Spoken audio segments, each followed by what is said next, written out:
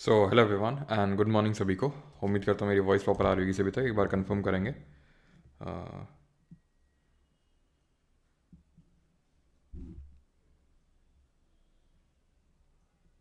Sound अभी आ रही होगी आई थिंक। एक बार कंफर्म करेंगे। सो हेलो एवरीवन एंड ठीक है सर। आरआरबी एलपी वाली में क्वेश्चन 676 गलत है। जो आंसर की रेलवे ने दी है एक्चुअल में वही आंसर मार्क किए गए हैं। मुझे पता है उसमें काफ़ी सारे क्वेश्चंस गलत हैं और नहीं होगा तो मैं उसको सॉल्व करवा दूंगा। ठीक है, मतलब सोल्यूशन चाहिए हो तो बता दीजिएगा आप लोग। ठीक है, तो मैं नहीं हुआ तो जो एलपी के जिस तरह से एमटीएस के मैंने सारे सोल्यूशंस करवाए हैं सारे सब्जेक्ट्स के, उसी तरह जो मैंने एलपी की ई बुक डाली जिसमें कि हमारे साइंस के हैं अलग अलग आपको फिजिक्स केमिस्ट्री बायोलॉजी देखने को मिल जाएंगे, तो उसमें है। और अच्छा, आज सर्दी थोड़ी ज़्यादा है क्या? क्यों, ऐसा नहीं लग रहा है क्या तुम लोग को? थोड़ी सर्दी सर्दी ज़्यादा है। रिकॉर्डिंग ऑन करनी है, यस याद दिला दिया। हम्म हम्म हम्म हम्म।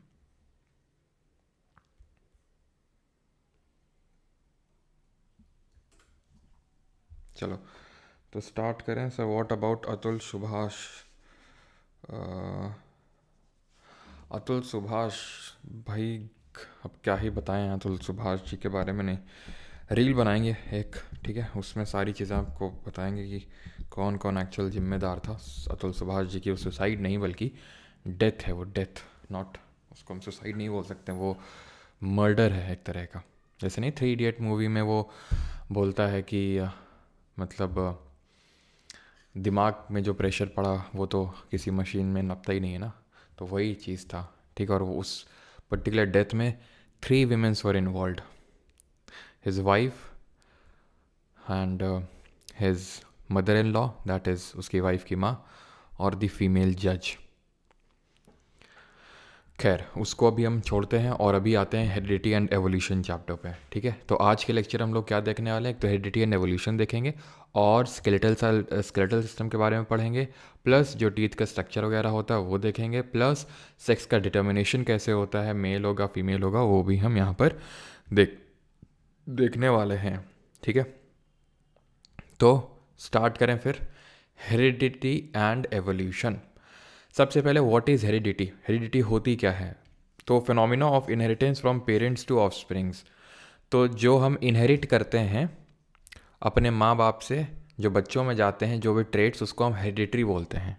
ठीक है, वेरिएशंस क्या चीज़ होती हैं? डिफरेंसेस इन दी कैरेक्टरिस्टिक्स और traits of individuals of some species.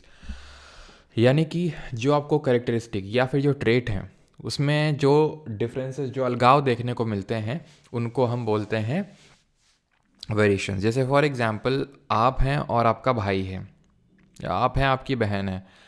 ठीक है, आप दोनों लोगों का जो ओरिजिन है वो सेम है ना, आपके मम्मी पापा, लेकिन आप लोगों में कुछ अंतर होंगे, उसको हम वेरिएशंस बोलते हैं। ये वेरिएशंस ज़रा मुझे बताइए किस केस में, सेक्सुअल रिप्रोडक्शन के केस में या फिर ए सेक्सुअल रिप्रोडक्शन के केस में ज़्यादा होंगे, और ये ज़रूरी क्यों होते हैं? ज़रूरी क्यों होते हैं? सर्वाइवल के लिए ज़रूरी होते हैं, सर्वाइवल के लिए। जैसे फॉर एग्जांपल मान लेते हैं, बहुत बेसिक सा एग्जांपल ले लेता हूँ मैं। ठीक है, अब पहली बात तो ए सेक्शुअल में वेरिएशंस कम होंगे, वेरिएशंस लेस होंगे, सेक्सुअल में ज़्यादा होंगे। जैसे मान लेते हैं बैक्टीरिया, ठीक है, ए सेक्शुअली रिप्रोड्यूस करते हैं। बैक्टीरिया की जब बात करेंगे तो अगर मान लो, मैं तो बैक्टीरिया की बात कर रहा हूँ, किसी भी आप स्पीशीज़ को कंसिडर कर सकते हो, अगर वो बिल्कुल ही एग्जैक्टली सेम तरह की होगी और अगर कुछ भी हुआ, जैसे फॉर एग्जांपल कोविड जैसी महामारी फैली, काफ़ी लोगों की डेथ हो गई, कुछ लोग बच गए। अब मान लो कि सारे लोग एक ही जैसे होते हैं, सब लोगों की इम्यूनिटी कम होती, तो सारे लोग की हो सकता है डेथ हो जाती, तो हमारी पूरी जो ह्यूमन स्पीशीज़ है उसी का ही इराडिकेशन हो चुका होता प्लानट से। समझ रहे हैं आप? मान लो कि कोई बैक्टीरिया है, ठीक है, बैक्टीरिया बिल्कुल सेम तरह के हैं, कोई वेरिएशंस नहीं है, कुछ हुआ सारे बैक्टीरिया खत्म हो गए। हिरन है, हिरन के साथ कुछ ऐसा हुआ कि मतलब सेम ही तरह के कोई बीमारी फैली, मान लो जैसे अभी गायों में लंपी स्किन डिजीज फैली थी, काफ़ियों की डेथ हो गई, तो अगर सारी गायें एक जैसी होती, एक जैसी मतलब सिर्फ दिखने में नहीं होता है, अंदर का जो संरचना होती है उस पर भी, तो फिर पूरी स्पीशीज़ ही वाइप ऑफ हो गई होती। तो वेरिएशंस इसलिए ज़रूरी होते हैं, सेक्सुअल में ज़्यादा होते हैं बिकॉज वहाँ पर 2 पेरेंट्स इन्वॉल्व होते हैं, यहाँ पर एक ही सिंगल पेरेंट इन्वॉल्व होता है सेक्सुअल में, इसलिए वेरिएशंस थोड़े से कम होते हैं। क्लियर है इतनी चीज़? अब ना टाइप्स ऑफ ट्रेट्स, ट्रेट्स मतलब जो चीज़, जो कैरेक्टरिस्टिक्स हम एक्वायर करते हैं अपने पेरेंट्स से, कि भाई हमारी नाक, कान, हाइट, बाल, कलर, स्किन, वो सारी चीज़ों को हम ट्रेट्स बोलते हैं। दो तरह के होते हैं, एक तो होते हैं एक्वायर्ड और एक होता है इनहेरिटेड। अब जैसे मेरी एक ट्रेट है, मान लेते हैं कि फॉर एग्जांपल मान लो कि मैं पढ़ाता हूँ, ठीक है। तो ये मेरी एक ट्रेट है कि मैं पढ़ाता हूँ। अब मैं पढ़ाता हूँ इसलिए नहीं पढ़ा पा रहा हूँ क्योंकि मेरे पेरेंट्स टीचर्स थे, तो मैंने कोई उनसे इनहेरिट किया है उस चीज़ को। मैंने धीरे धीरे धीरे धीरे धीरे ओवर टाइम पढ़ाना सीखा और मैं पढ़ा रहा हूँ, तो ये एक्वायर्ड ट्रेट है। लेकिन मान लेते हैं फॉर एग्जांपल जो मेरी वॉइस है, तो वॉइस को तो मैंने, ऐसा तो है नहीं कि मैंने खुद से उस पर काम किया है और ऐसा बहुत ज़्यादा कुछ कि नहीं उस पर मैंने प्रैक्टिस किया है, वो इनहेरिटेड है। समझ रहे हैं? जो आप वॉइस सुन रहे हैं वो इनहेरिटेड है, और जो आप चीज़ें सीख रहे हैं मुझसे, जो मैं बोल रहा हूँ, जो मेरी ये नॉलेज है, वो मैंने ओवर द टाइम एक्वायर करी है। तो इनहेरिटेड ट्रेट्स में जो हम अपने माँ बाप से क्या करते हैं, इनहेरिट करते हैं, उनको जीन्स के थ्रू लेते हैं। अभी हम देखें किसके थ्रू एक्वायर, बिल्कुल सही आ रहे हैं। चलो आप अच्छा पढ़ाते हो, ऐसा है क्या? Thank you. 2.2 3.2 में कितना डिफरेंस? बिकॉज जो टॉपिक आप करा रहे हो 2.2 में नहीं है, सारे टॉपिक्स हैं भाई, ऐसा कोई टॉपिक नहीं है कि नहीं है। कौन सा टॉपिक नहीं है? सारे टॉपिक हैं। जय शाह इनहेरिटेड, अच्छा क्लियर है। तो एक्वायर्ड ट्रेट और इनहेरिटेड ट्रेट में आप डिफरेंस समझ गए। इनहेरिटेंस होता कैसे है ट्रेट का, कैसे हमारे जो मम्मी पापा हैं वो हमें ट्रेट्स ट्रांसफ़र करते हैं। तो takes place through the transfer of genetic material from parents to offspring. Genetic material के थ्रू ट्रांसफ़र होता है। जेनेटिक मटीरियल कहाँ होता है? सेल के अंदर जो न्यूक्लियस होता है, पढ़ा था हम लोगों ने। न्यूक्लियस के अंदर थ्रेड लाइक स्ट्रक्चर था, क्रोमैटिन मटीरियल। जब सेल डिवीजन हो रहा था तो उसके टाइम पे यही क्रोमैटिन मटीरियल किस में बदल रहा था? क्रोमोजोम में। ये क्रोमोजोम किसके बने होते हैं और इसकी डिस्कवरी किसने करी थी? जल्दी से बताएंगे। ये क्रोमोजोम बने होते हैं डीएनए और किसके? प्रोटीन। एक सेकेंड, किसका आया ये मैसेज? ठीक है, डीएनए के और प्रोटीन के। प्रोटीन कौन सा होता है? Histone protein. खैर, अब ये डीएनए की जो फंक्शनल यूनिट होती है, ये जो पर्टिकुलर जैसे सेक्शन है, इसको जीन बोलते हैं। सेगमेंट ऑफ डीएनए, जिसको फंक्शनल यूनिट ऑफ डीएनए भी बोलते हैं, इसको हम जीन के नाम से जानते हैं। ठीक है, तो ये जो जीन होते हैं, ये यूनिट ऑफ हेरिडिटी बोलते हैं। यही, इन्हीं में ट्रेट्स भरी हुई होती हैं, इसी में कोडिंग हुई होती है, जिससे कि हम डिसाइड कर सकते हैं, जिससे कि हम ट्रेट्स को एक्वायर करते हैं, जिससे कि हमें पता चलता है कि हम टॉल होंगे, शॉर्ट होंगे, हमारा स्किन का कलर कैसा होगा, हमारे हेयर्स ब्लैक होंगे, ब्लॉन्ड होंगे, किस तरह की हमारी नोज़ होगी, ईयर लोब कैसा होगा, वो सारी चीज़ें एक्चुअल में जीन्स में कोडेड रहती है, जिसको हम यूनिट ऑफ हेरिडिटी बोलते हैं। तो इनहेरिट किस तरह से हम ट्रेट्स को करते हैं, ये हम करते हैं जीन्स के थ्रू। ठीक, क्लियर है। और क्रोमोसोम का नाम वाल्दर फ्लेमिंग ने इसको डिस्कवरी करी थी ना। What are alleles?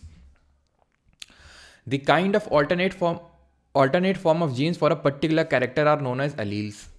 मतलब अब ये जो जीन है, क्योंकि हम ये जो जीन है, जो हम ट्रेट्स हैं, हम एक लोग से तो एक्वायर करते नहीं हैं, हम दो लोगों से एक्वायर करते हैं। मतलब हम अपनी मदर से भी एक्वायर करते हैं कुछ ट्रेट्स को, और कुछ ट्रेट्स को अपने फादर से एक्वायर करते हैं। तो दोनों लोगों के पास जीन होंगे। ऐसा तो है नहीं कि भाई मम्मी के पास सिर्फ ब्यूटी वाला जीन है, पापा के पास सिर्फ, है ना, हाइट वाला जीन है। जीन दोनों लोगों के पास हैं। ठीक है, सेम तरह के, जैसे फॉर एग्जांपल मैं बोलूँ टॉल का, तो टॉल का जीन एक मम्मी के पास होगा, एक पापा के पास होगा। एक हेयर का मम्मी के पास होगा, पापा के पास होगा। स्किन कलर का मम्मी के पास होगा, पापा के पास होगा।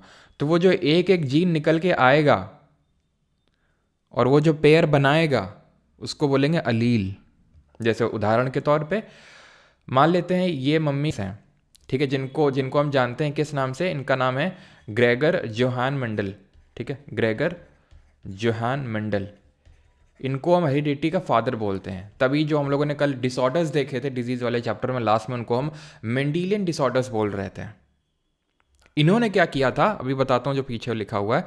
इन्होंने क्या किया था कि जो पी प्लांट है, मटर का पौधा है, उसके थ्रू एक्सपेरिमेंट्स किए, क्योंकि इनको बड़ी क्यूरियोसिटी थी कि क्यों। इन्होंने देखा कि भाई एक मदर टॉल है, फादर टॉल है, बट फिर भी जो चाइल्ड है वो शॉर्ट रह गया, या फिर कैसे कोई tall, short, skin colour mother से एक्वायर करेगा, फादर से एक्वायर करेगा। तो इस चीज़ को लेकिन कोई बड़ी क्यूरियोसिटी थी। जैसे आपको क्यूरोसिटी रहती है दूसरे लोगों को के बारे में जानने के लिए, वो क्या कर रहा है क्या नहीं कर रहा, तो फेसबुक खोलते हैं। तो उस टाइम फेसबुक तो होता नहीं था, तो पी प्लांट जो है इन्होंने खोला और उसमें देखा कि पी प्लांट में जो है इस तरह के सीड्स देखने को मिल रहे हैं, जो मटर के दाने हैं वो देखने को मिल रहे हैं, कुछ गोल हैं, कुछ रिंकल्ड हैं, कुछ येलो हैं, ये डिफरेंट तरह के उनको इसमें ट्रेट्स देखने को मिल रही थी। तो इसमें इन्होंने क्या किया, एक्सपेरिमेंट किया, किसमें, पी प्लांट में, जिसका साइंटिफिक नेम हमें पता होना चाहिए, पाइसम सातवियम, जो भी आप बोलो, बोलने के लिए तो आएगा नहीं, पीसम सातवियम, ठीक है। इस पे इन्होंने क्या किया, एक्सपेरिमेंट किया, इसी पे क्यों किया, बाकी पे क्यों नहीं किया, अब वो तो ग्रेगर मंडल जी बताएंगे, लेकिन थोड़ा हम भी बता सकते हैं, इसलिए किया होगा क्योंकि जो इसकी लाइफ स्पैन होती है वो काफ़ी शॉर्ट होती है। अब एक ऐसे प्लांट को ले लिया होता है जिसका मान लेते हैं कि 15-20 साल लाइफ स्पैन है, पता चला तब तक ग्रेगर मंडल जी नहीं रहे, समझ रहे हो, तो इसका बड़ा लाइफ स्पैन बड़ा छोटा था। ये मोनोइशियस यानी कि बाइसेक्सुअल प्लांट था, यानी कि इसमें सेल्फ पॉलिनेशन भी पॉसिबल था और क्रॉस पॉलिनेशन तो हम करवा ही सकते हैं खुद से भी, ठीक है। और इसका लाइफ स्पैन शॉर्ट है और इसमें डिफरेंट तरह के ट्रेट्स यानी कि करेक्टरिस्टिक्स देखने को मिल रही थी कि भाई सीड राउंड भी थी, कुछ ऐसे चपटी टाइप भी थी, रिंकल टाइप भी थी, कुछ ग्रीन थी, कुछ स्लाइटली येलोइश टाइप की थी। तो वो सब एक्सपेरिमेंट कर करके ये डिफरेंट रिजल्ट पे पहुंचे और इन्होंने अपने 3 लॉज दिए, इन्होंने 3 सिद्धांत अपने दिए। मेंडल्स लॉ ऑफ इनहेरिटेंस बोलते हैं इनको। 3 लॉ हैं। जो पहला लॉ है that is the first law of inheritance given by Mendel, it is called as law of dominance. ये बोलता है when parents with contrasting traits are crossed only the dominant trait will appear in the offspring. when parents with contrasting traits when parents with contrasting traits contrasting trait है toll, contrasting मतलब एक toll है एक short है। फिर से repeat कर रहा हूं, when parents with contrasting traits, जब पेरेंट्स मदर और फादर की एक कॉमन ट्रेट को मैं ले लूँ, उनकी हाइट, और वो कंट्रास्टिंग है, यानी एक टॉल है, मान लो फादर टॉल है और मदर शॉर्ट है, तो ये कंट्रास्टिंग हो गए, इनको क्रॉस करवा रहे हैं, इनको क्रॉस करवा रहे हैं, इनका वही है ना कि इनसे एक एक जीन ले रहे हैं। तो देखिए ये टॉल वाला एक आया और एक शॉर्ट वाला आया, तो मेंडल जी ने बोला जो डोमिनेंट वाला है वो डोमिनेट करेगा, वो एक्सप्रेस होगा, डोमिनेंट वाला एक्सप्रेस होगा। ये टॉल वाला यहाँ पर डोमिनेंट है, ये शॉर्ट वाला रेसेसिव है। रेसेसिव वो ट्रेट होता है, trait that is expressed out when both are alleles are recessive. मतलब अभी ये देखो बताता हूँ, जैसे फॉर एग्जांपल ये तभी एक्सप्रेस आउट होगा जब दोनों रेसेसिव होंगे। जैसे मान लेते हैं कि फादर भी शॉर्ट है और मदर भी शॉर्ट है, ठीक है, तो जब इस तरह का होगा तभी ये एक्सप्रेस होगा शॉर्ट वाला। क्या अलील्स पे बफरिंग हुआ है क्या?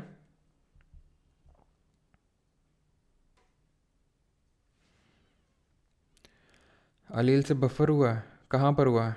चलो मैं फिर से बता देता हूँ, एक सॉरी गुरु जी, अलील से बफरिंग हुआ है।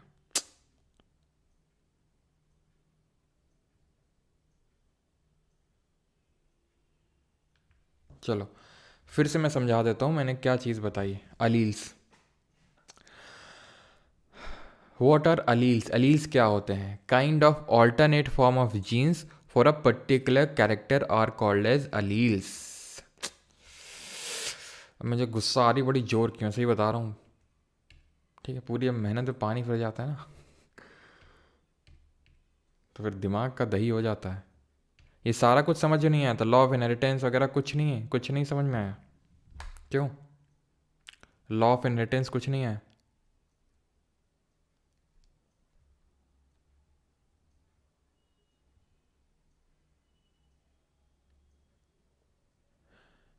क्या भाई स्क्रीन में बफरिंग हो रही है कि वॉइस में बफरिंग हो रही है? स्क्रीन में बफरिंग हो रही है कि वॉइस में बफरिंग हो रही है? मटर से पहले हुआ था, आ गया समझ, बस अलील्स के स्टार्टिंग पॉइंट पे हुआ था, बाकी तो सब हो गया था ना समझ में।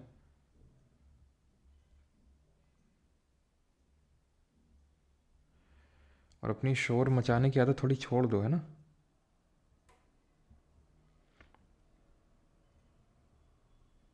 ओनली अलील्स, अच्छा 30 सेकेंड्स के लिए हुआ था, वॉइस बफरिंग हुआ था। ये वॉइस को किसी दिन मैं तोड़ फेंक दूंगी, माइक वाइक पता नहीं क्यों वॉइस में बफरिंग का क्या लोचा रहता है, मुझे समझ नहीं आता।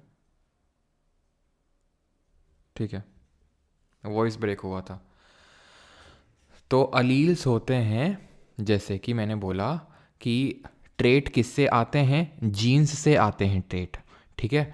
तो एक जीन मम्मी का आएगा, एक जीन पापा का आएगा। मान लेते हैं ये मान लेते हैं हाइट का जीन है, ये पापा के पास है और ये मम्मी के पास है। तो एक पापा वाला आएगा, एक मम्मी वाला आएगा, ठीक है। तो इसको बोल देंगे अलील। अब डोमिनेट जो चीज़ करेगी वो चीज़ एक्सप्रेस हो जाएगी। ये डोमिनेंट ट्रेट है, ये रेसेसिव ट्रेट है। जब दोनों हम एक एक ट्रेट को लेंगे, आई थिंक ये चीज़ आपको समझ में आ गई होगी कि हम एक ट्रेट ले रहे हैं हाइट और उसकी कंट्रास्टिंग करेक्टरिस्टिक ले रहे हैं, यानी कि एक को टॉल है और एक को शॉर्ट बोल दिया। तो जो डोमिनेट करेगा, ठीक है, जो डोमिनेंट ट्रेट होगा वो एक्चुअल में डोमिनेट करेगा, वो एक्सप्रेस होगा, यानी कि जो बच्चा होगा वो टॉल होगा। एक टॉल का जीन है, एक शॉर्ट का जीन है, इस केस में टॉल होगा। क्यों टॉल ही क्यों होगा? क्योंकि डोमिनेंट ट्रेट टॉल है इसलिए। और रेसेसिव तब एक्सप्रेस होगा जब दोनों रेसेसिव होंगे, यानी मम्मी भी शॉर्ट हैं, पापा भी शॉर्ट हैं, वो रेसेसिव है, वो वाला ट्रेट है, तो फिर उस केस में जाके वो रेसेसिव ट्रेट एक्सप्रेस होगा, ठीक है। Father of inheritance Gregor Johan Mendel. मैं फिर से लिख देता हूँ इस चीज़ को, मैंने हटा दिया था, मुझे लगा कुछ सब में बफरिंग हुई है।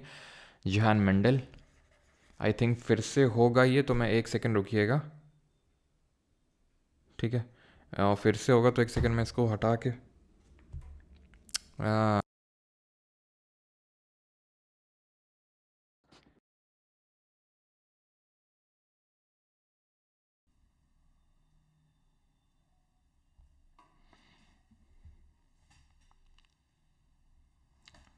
अभी ब्रेक हुआ है क्या? अभी ठीक है? अभी नहीं ब्रेक होगा, अभी ब्रेक नहीं होगा, ठीक है। या तो एक सेकेंड,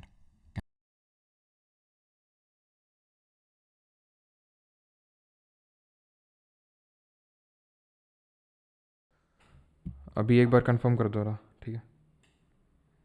अभी नहीं ब्रेक होगा, अभी ब्रेक नहीं होगा। चलिए, तो फादर ऑफ इनहेरिटेंस हम किसको बोलते हैं? ग्रेगर जोहान मेंडल को बोलते हैं हम यहाँ पे, ठीक है। क्यों बोलते हैं सारी चीज़ें बता दी, मेंडल का लॉ ऑफ डोमिनेंस बता दिया। अब मेंडल का लॉ ऑफ सेग्रीगेशन पढ़ लेते हैं। ध्यान रखना, पहला लॉ होगा मेंडल का लॉ ऑफ डोमिनेंस, कि जब parents with contrasting trait cross कराए जाएंगे तो डोमिनेंट ट्रेट ही अपीयर होगा ऑफस्प्रिंग में। Mendel's law of segregation, segregation का मतलब आपने इंग्लिश में पढ़ा होगा, सेग्रीगेट का मतलब होता है अलग अलग करना। So during the formation of, अभी यार नहीं होना चाहिए, ये सब झूठ बोल रहे हैं, वॉइस में कोई बफर नहीं हुआ, झूठ नहीं, आई थिंक शायद लैपटॉप में नहीं हुआ, मोबाइल में हुआ। ड्यूरिंग द फॉर्मेशन ऑफ और gametes pair of gene variants और alleles separate from each other. जब गैमीट का फॉर्मेशन होगा तो जीन अलग अलग हो जाएंगे एक दूसरे से, यही तो किया था, यही तो किया था, सेग्रीगेट हो जाएंगे अलग अलग, यानी एक गैमीट के पास एक जीन जाएगा, जब दूसरा वाला होगा तो दूसरे के पास दूसरा वाला जाएगा। समझ रहे हैं आप किस तरह से अलग अलग हो रहे हैं? वही है law of segregation. During the formation of gamete, gamete formation के टाइम पे पेयर ऑफ जीन वेरिएंट, अब हमने देखा था किस तरह से कि मेल सेक्स सेल था, मेल गैमीट बोल रहे थे, फीमेल सेक्स सेल था, फीमेल गैमीट बोल रहे थे, देन मिल के जाइगोट फॉर्मेशन हो रहा था, वही बाद में एम्ब्रियो और वही बेबी बन रहा था। तो उसी तरह से समझ लो यहाँ पर वही है कि ये जब जीन होंगे, ठीक है, जब क्रॉस होगा, गैमीट का फॉर्मेशन होगा, तो सिर्फ एक ही यहाँ पर जीन का, पेयर ऑफ जीन वेरिएंट में एक ही अलील आने वाला और ये आपस में अलग अलग हो जाएंगे, ठीक है। लॉ ऑफ इंडिपेंडेंट असॉर्टमेंट जो तीसरा लॉ है, लॉ ऑफ इनहेरिटेंस का जो मेंडल जी ने दिया था, वो था तीसरा लॉ ऑफ इंडिपेंडेंट असॉर्टमेंट, ठीक है। लॉ ऑफ इंडिपेंडेंट असॉर्टमेंट का मतलब क्या है? लॉ ऑफ इंडिपेंडेंट असॉर्टमेंट का मतलब है during gamete formation alleles of two different genes get sorted into gametes independently of one another.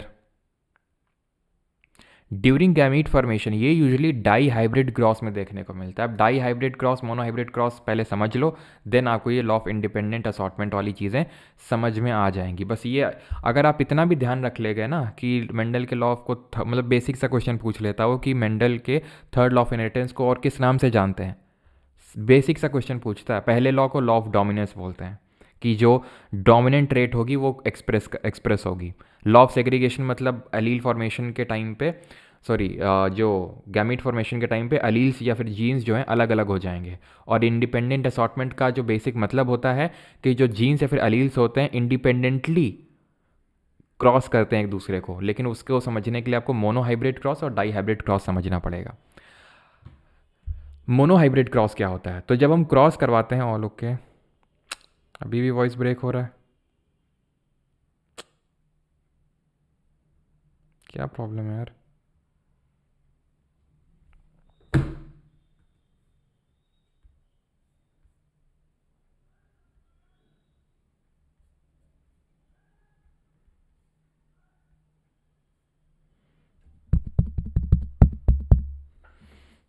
Voice का क्या इशू है?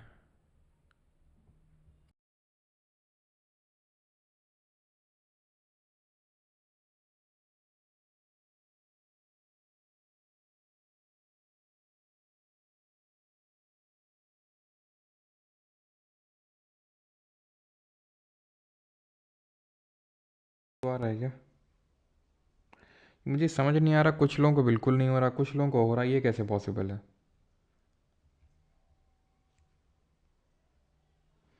अब मैं अभी कमेंट नहीं देखने वाला हूँ, ठीक है? वॉइस में प्रॉब्लम है तो फिर रहे प्रॉब्लम अभी, क्योंकि मैं जितना देख पा रहा हूँ कि 80% लोग 80% कॉमेंट्स तो हैं कि नो प्रॉब्लम, वही 2-3 कॉमेंट ही बार बार हैं, ठीक है? तो मोनो हाइब्रिड क्रॉस पे आते हैं। मोनो हाइब्रिड क्रॉस का मतलब होता है जब हम एक ही पर्टिकुलर ट्रेट को लेते हैं, उसी को क्रॉस करवाते हैं। Genetic cross between two individuals that differ in a single trait. मैं आपको बताता हूँ कैसे। मोनो हाइब्रिड में का क्रॉस मैंने लिया, जैसे फॉर एग्जांपल हाइट का, तो या तो आप टॉल होंगे या तो आप डॉर्फ होंगे, ठीक है? टॉल में मैंने ले लिया ये, ठीक है? टॉल मतलब ये, इसको प्योर टॉल बोलते हैं, क्योंकि टॉल तो ये भी हो जाएगा, टॉल तो ये भी होगा। टॉल ये क्यों होगा?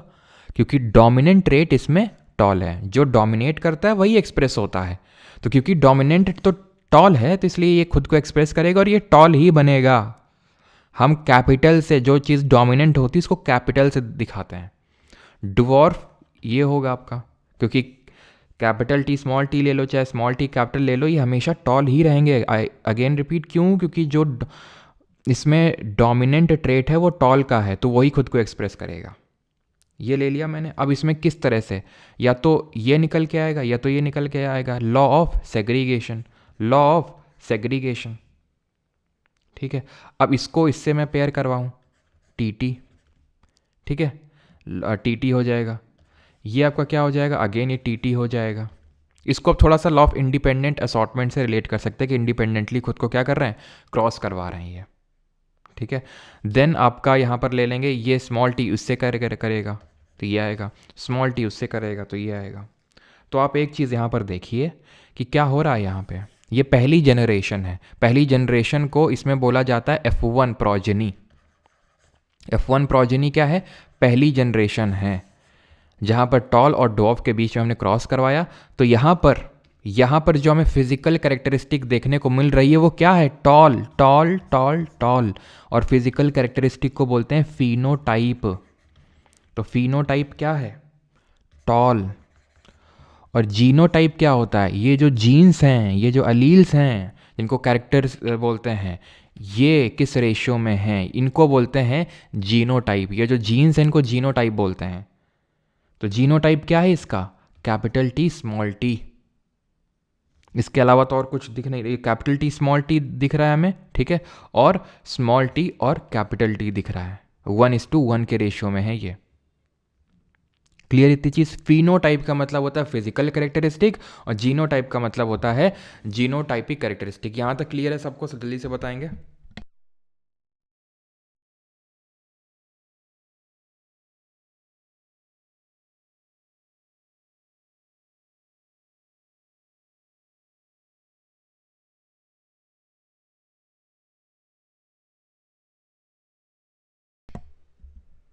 अभी आई थिंक वॉइस में इशू अब नहीं आएगा, ठीक है? अगर होगा भी पहले तो, ठीक है? एक सेकेंड, स्केलेटल सिस्टम आ गया यार यहाँ पे, तो एक सेकेंड रुको।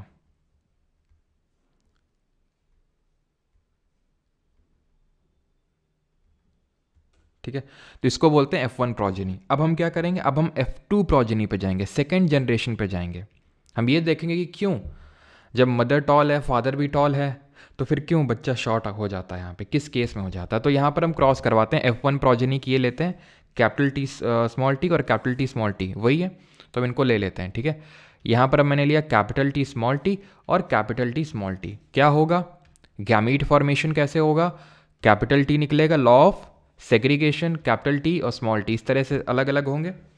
ठीक है, अब हम क्या करवा देंगे इसमें, अब हम क्रॉस करवा देंगे, इनका क्रॉस करवा देंगे, यानी कि काइंड ऑफ वही आप सेग्रीगेशन से रिलेट कर, लॉ ऑफ इंडिपेंडेंट असॉर्टमेंट से रिलेट कर सकते हो। तो ये इसका टी यहाँ लिख दिया, इसको एक्चुअल में स्क्वायर क्यों बनाते हैं, इसको प्यूनेट स्क्वायर बोलते हैं, और ये आसानी से हमें समझ में आ जाता है फिनोटाइप और जीनोटाइप कैसा होगा। नहीं तो करवाने को तो आप कैसे भी करवा सकते हो, डब्बा हम इसलिए बनाते हैं ताकि आसानी से समझ में आ जाए। ठीक है, और इसको प्यूनेट का स्क्वायर बोलते हैं, प्यूनेट जी का डब्बा है ये। ठीक है, चलो तो अब यहाँ पर अगर हम क्रॉस करवाएंगे तो कैपिटल टी का क्रॉस होगा, कैपिटल टी स्मॉल टी का क्रॉस होगा, स्मॉल टी कैपिटल टी का क्रॉस होगा, स्मॉल टी का क्रॉस होगा। अब यहाँ मुझे तुम बताओ कि क्या फिनोटाइप होगी, फिनोटाइप का रेशियो बता दो, रेशियो मतलब टॉल और शॉर्ट का, फिनोटाइप का मतलब है फिजिकल कैरेक्टरिस्टिक, और जीनोटाइप भी बता देना, जीनोटाइप। तो टॉल टॉल टॉल, कितने टॉल, 3, ये क्या है शॉर्ट। देख लो रेसेसिव ट्रेट क्या लिखा था, trait that is expressed out when both the alleles are recessive, जब दोनों अलील्स रेसेसिव होंगे, ये भी रेसेसिव है ये भी रेसेसिव है, तो वो खुद को एक्सप्रेस करेगा यानी शॉर्ट होगा, यानी 1। जीनोटाइप, जीनोटाइप है ये एक पेयर बनना है, ठीक है, ये एक पेयर बनना है और एक ये पेयर बनना है, 1 2 1, 2 ये एक ये एक ये, समझ आया, जीनोटाइप और फिनोटाइप। ये हमने लिया था मोनोहाइब्रिड क्रॉस। मोनोहाइब्रिड क्रॉस का मतलब है मैंने एक ट्रेट पकड़ी उसकी, एक ट्रेट का मतलब है यूज़ लिटिल बिट इंग्लिश। भाई इतनी इंग्लिश हम यूज़ कर पाएंगे। एक सुबह सुबह मणिपुर या फिर मिज़ोरम के स्टूडेंट का आया था मैसेज कि सर इंग्लिश में एक बैच लॉन्च किया रही है। देखिए इतनी इंग्लिश से ज़्यादा मैं नहीं कर सकता हूँ, ठीक है, मैं इंग्लिश में कम्युनिकेट तो नहीं कर पाऊंगा इस तरह से, इतना ही हो पाएगा। ठीक है, जो साउथ इंडिया, क्योंकि केरल तमिलनाडु के और नॉर्थ ईस्ट के काफ़ी सारे स्टूडेंट हैं, नागालैंड मणिपुर मिज़ोरम, तो मुझे पता है आपको प्रॉब्लम होती है, लेकिन मुझे प्योर इंग्लिश में प्रॉब्लम होती है। ठीक है, करने को तो कर सकता हूँ लेकिन अब खुद ही सोचो, क्योंकि हिंदी मीडियम वाले स्टूडेंट ये बोलते हैं कि आप हिंदी मीडियम में पढ़ाओ, नॉर्थ ईस्ट और साउथ इंडिया बोलते हैं कि आप इंग्लिश में प्योर पढ़ाओ, तो वो दोनों फिर पॉसिबल, मैं 3 बैच तो नहीं रन कर सकता हूँ ना, 2 ही मेरे लिए पॉसिबल नहीं है। तो फिनोटाइप रेशियो जीनोटाइप, ये मोनोहाइब्रिड था। मोनोहाइब्रिड का मतलब है जहाँ पर मैंने एक सिंगल ट्रेट लिया, वो ट्रेट क्या लिया था, टॉल लिया था मैंने, हाइट लिया था, तो हाइट में तो लंबा है तो छोटा। अब मैं 2 ट्रेट को लेता हूँ, ठीक है, ये थोड़ा सा और कॉम्प्लेक्स हो जाएगा थोड़ा सा।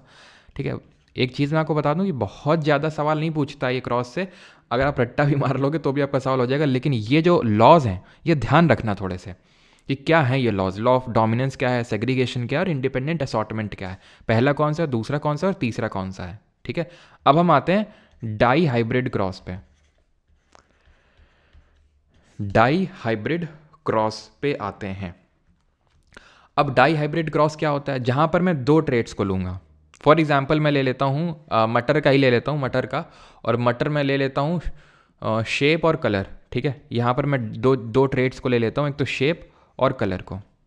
ठीक है, इसकी पहली जनरेशन देखते हैं। तो यहाँ पर आपने देखा, एक चीज़ ऑब्जर्व किया कि फादर टॉल था, मदर भी टॉल थी, लेकिन एक चांस है कि बच्चा शॉर्ट हो जाएगा।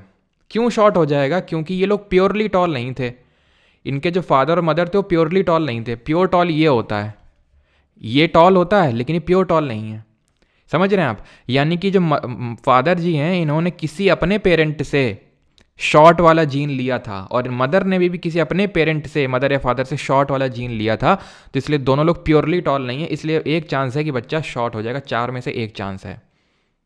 हो सकता है कि वो पहला बच्चा ही शॉर्ट हो जाए, ज़रूरी नहीं कि चौथा ही जाके होगा, तो समझ रहे हैं ना। ठीक है, आगे बढ़ते हैं, डाई हाइब्रिड क्रॉस पे आते हैं। शेप और कलर यहाँ पर 2 ले लेते हैं हम। ठीक है, तो शेप ले लेते हैं राउंड, और राउंड को हम कैपिटल जो डोमिनेंट होगा उसको हम कैपिटल से डिनोट करेंगे, और कलर में डोमिनेंट ले लेते हैं वाई। ठीक है, तो डाई हाइब्रिड क्रॉस में ले लेते हैं कैपिटल आर ले लेते हैं, ठीक है, जो डोमिनेंट वाला है, और कलर में येलो ले लेते हैं, ठीक है, कि येलो डोमिनेंट वाला है। और एक दूसरे का ले लेते हैं, दैट इज़, ये तो हो गया राउंड एंड येलो। और एक ले लेते हैं रिंकल्ड एंड ग्रीन, ठीक है, ये वाला हो जाएगा। देखो समझने का प्रयास करना, समझ में आ जाए तो ठीक है, नहीं तो मैं बता दूंगा क्या रटना है, देन रट्टा मारो जिंदाबाद। क्योंकि बहुत ज़्यादा क्वेश्चन तो नहीं आता, बहुत ही रेयर क्वेश्चन आता है ये, मतलब आ जाएगा तो मोनो हाइब्रिड से ज़्यादा चांसेस होते हैं। और इससे भी अगर आ जाएगा, वैसे आया था अभी जो आई थिंक CHSL का एग्ज़ाम हुआ था ना, तो उसमें आया था शायद रिंकल्ड एंड ग्रीन, उसमें आया था क्वेश्चन इस डाई हाइब्रिड क्रॉस से, ठीक है। लेकिन अगर आप रट्टा भी मार लेंगे तो भी जिंदाबाद हो जाएगा। कैसे हो, लेकिन पहले समझो, समझने में ध्यान दो अगर समझ में आ जाए तो, क्योंकि वहाँ पर आप ये इसके तो डब्बे बना भी लोगे और फिर बनाने की ज़रूरत क्या है, वो पूछेगा मोनो हाइब्रिड क्रॉस में F2 प्रोजेनी है ये, ठीक है, ये F2 प्रोजेनी है, तो पूछ लेगा कि मोनो हाइब्रिड क्रॉस में F2 प्रोजेनी का फिनोटाइप रेशियो बता दो। डब्बा थोड़ी नहीं बनाओगे वहाँ बैठ के, तुम्हें पता है कि भाई 3:1 होता है। जीनोटाइप का रेशियो बता दो, ठीक है, तो प्योर टॉल, टॉल और शॉर्ट का 1:1 हो जाएगा। डब्बा थोड़ी ना वहाँ पे प्यूनेट स्क्वायर बनाओगे। और इसका तो भूल ही जाओ कि बनाओगे, बनाते रह गए तो तुमसे बड़ा बेवकूफ़ नहीं है कोई। जो चीज़ तुम्हें मेहनत मैथ में करनी चाहिए, वो अगर तुम जीके में कर रहे हो, मतलब सॉल्यूशन में सॉल्व कर रहे हो इन चीज़ों को, तो फिर टाइम आप गंवा रहे हो अपना, ठीक है। तो इनका मैं क्या करवाता हूँ अभी, गैमीट फॉर्मेशन किस तरह से होगा, मैं ले लेता हूँ यहाँ से राउंड ले लेता हूँ, यहाँ से येलो ले लेता हूँ एक, ठीक है, यहाँ से दोनों रेसेसिव, एक सेकेंड, तो ये स्मॉल होगा, ठीक है, स्मॉल वाई होगा ये, स्मॉल वाई, स्मॉल, ठीक है, रेसेसिव ट्रेड है ना, रिंकल और ग्रीन। तो मैंने इस तरह से ले लिया। अब मैं इनका क्या करवाऊंगा, अब मैं इनका पहले जनरेशन में क्रॉस करवाऊंगा, ठीक है, क्लियर यहाँ तक। तो या तो आर वाई, ये मतलब इस तरह से बन जाएगा, एक कैपिटल आर कैपिटल वाई, ठीक है, और यहाँ पर क्या बन जाएगा इस तरह से। तो यहाँ पर मैं लिख लेता हूँ आर वाई ये डोमिनेंट वाला है, ये रेसेसिव वाला है।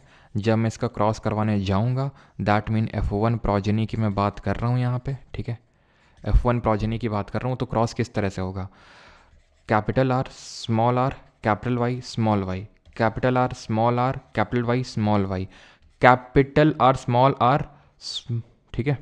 या तो इस तरह से लिख लो, थोड़ा सा अगर डिफरेंस करना है तो small R capital R small Y capital Y, small R capital R small Y capital Y. तो आप एक चीज़ देख रहे हैं, एक चीज़ आप देख रहे हैं, डोमिनेंट क्या है, राउंड, डोमिनेंट क्या है, yellow, dominant round yellow, round yellow. तो डोमिनेंट वाला खुद को एक्सप्रेस करेगा, इसलिए यहाँ पर भी जो फिनोटाइप बनेगा उसमें हमें कोई रेसेसिव ट्रेट नहीं देखने को मिलेगी, जैसे यहाँ पर नहीं देखने को मिल रही थी इसके F1 प्रोजेनी में। टॉल ही थे सारे केसेस, टॉल के ही थे, वैसे सारे केसेस यहाँ पर भी राउंड और येलो, जिसको हमने डोमिनेंट माना है, वो एक्सप्रेस करेगा खुद को, राउंड और येलो, ये होगा इसका फिनोटाइप।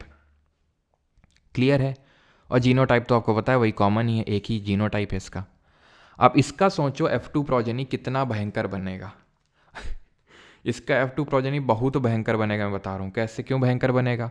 आपको पहले एक तो ये उठाना पड़ेगा यहाँ से, जैसे वहाँ से आपने क्या उठाया था, इसको उठाया था और इसको उठाया था ना, वैसे यहाँ से भी आपको इसको और इसको उठाना पड़ेगा एक को, और तब आपको क्रॉस करवाना पड़ेगा।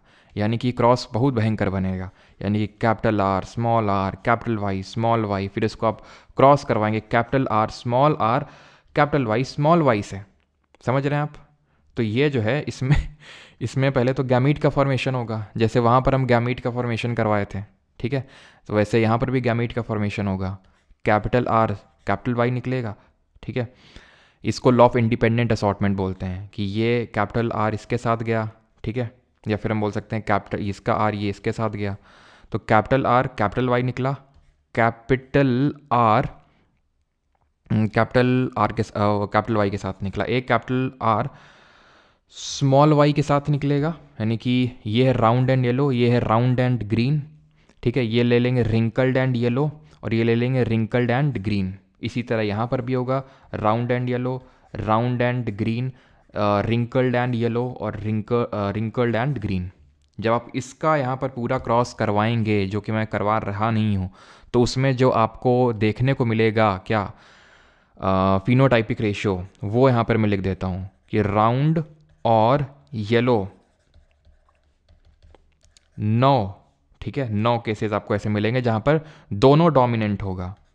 राउंड एंड ग्रीन यानी कि शेप डोमिनेंट है लेकिन कलर रेसेसिव है, इसके 3 केसेस, शेप रेसेसिव है, रिंकल्ड है, लेकिन कलर डोमिनेंट है यानी कि येलो है, ये भी 3 हो जाएगा। और दोनों ही रेसेसिव होंगे यानी wrinkled and green, wrinkled and green, तो इसका आपको एक ट्रेट देखने को मिलेगा। यानी कि ये ऐसे दो थे जिनमें कि एक डोमिनेंट एक ट्रेट, तो ये दोनों 3-3 है, दोनों डोमिनेंट 9 और एक मतलब दोनों रेसेसिव है, तो इसका एक केस बनेगा। इसको बस आप ध्यान में रखना। बाकी जो यहाँ पर मैंने चीज़ें बताई हैं वो आपको याद करने की ज़रूरत नहीं है। F1 प्रोजेनी तो वैसे ही बहुत आसान है, क्योंकि F1 प्रोजेनी में रेसेसिव ट्रेट आता ही नहीं है। जैसे यहाँ पर हमने टॉल लिया था एक, तो टॉल ही था। यहाँ पर डाई हाइब्रिड क्रॉस में F1 प्रोजेनी, डाई हाइब्रिड का मतलब है कि हमने दो कैरेक्टरिस्टिक ली, शेप और कलर, तो शेप भी डोमिनेंट आएगा और कलर भी डोमिनेंट आएगा, यानी F1 प्रोजेनी में रेसेसिव ट्रेट आता ही नहीं है, खुद को एक्सप्रेस कर ही नहीं पाता है। F2 प्रोजेनी इसका आसान है, मैंने बता दिया कि क्या रेशियो होता है टॉल और शॉर्ट का, या फिर डोमिनेंट और रेसेसिव का। तो कोई भी ट्रेट ले लो, यहाँ पे तो मैंने हाइट का लिया था, कुछ भी ले लो आप, तो जो डोमिनेंट वाला होगा वो 3 और रेसेसिव वाला 1, और जीनोटाइप प्योर 1, ठीक है, और इम्प्योर आप जो भी बोलो, ठीक है। यहाँ पर ये प्योर टॉल है, ये टॉल है, तो 1 2, और ये शॉर्ट है 1।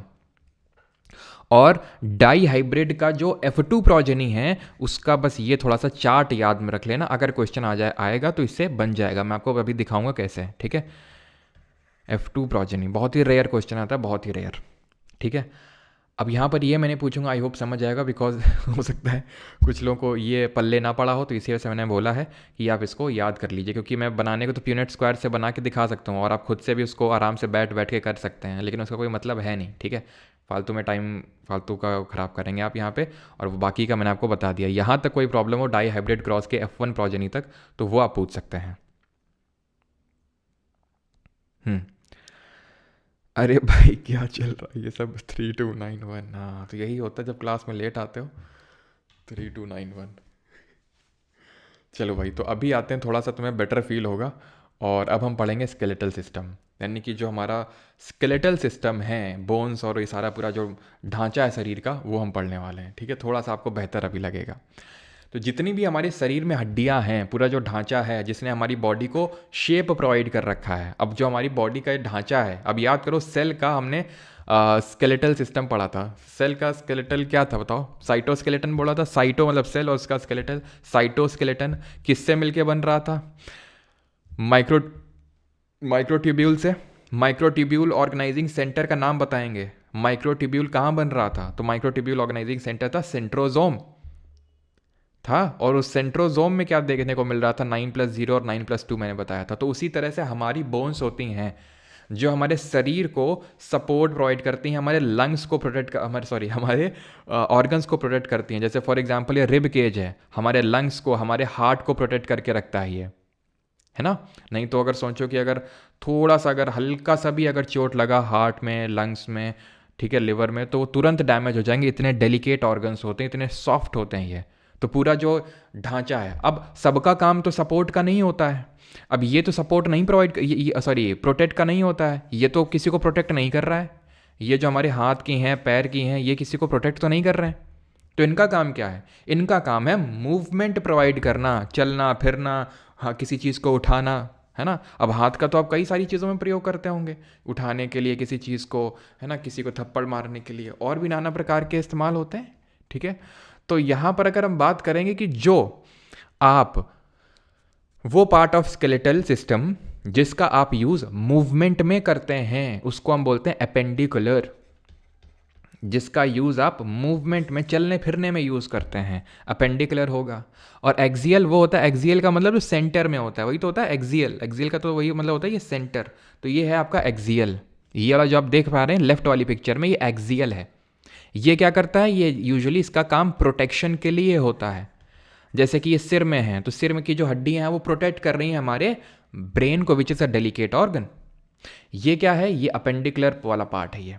और ये क्या है? एक्सियल वाला पार्ट। लेफ्ट वाली पिक्चर एक्सियल वाला दिखा रही है और राइट वाला अपेंडिकुलर दिखा रही है। अब हमें पता है कि जो हमारी शरीर में टोटल कितनी बोन्स हैं, कितनी बोन्स है टोटल, कितनी हड्डियां हैं। तो हड्डियों की जो संख्या है वो अडल्ट में अगर बात करें 206 होती हैं। और एक चीज़ यहाँ पर ही बता दूँ, मतलब ये भी टॉपिक बहुत ज़्यादा से भर भर के सवाल नहीं आते हैं जितने कि हमारे पिछले चैप्टर से जो हमने देखा था। भाई बायो में जो सबसे ज़्यादा सवाल बनता है वो सेल चैप्टर से बनता है, उससे ज़्यादा इंपॉर्टेंट तो कोई बायो में चैप्टर ही नहीं है अभी तक।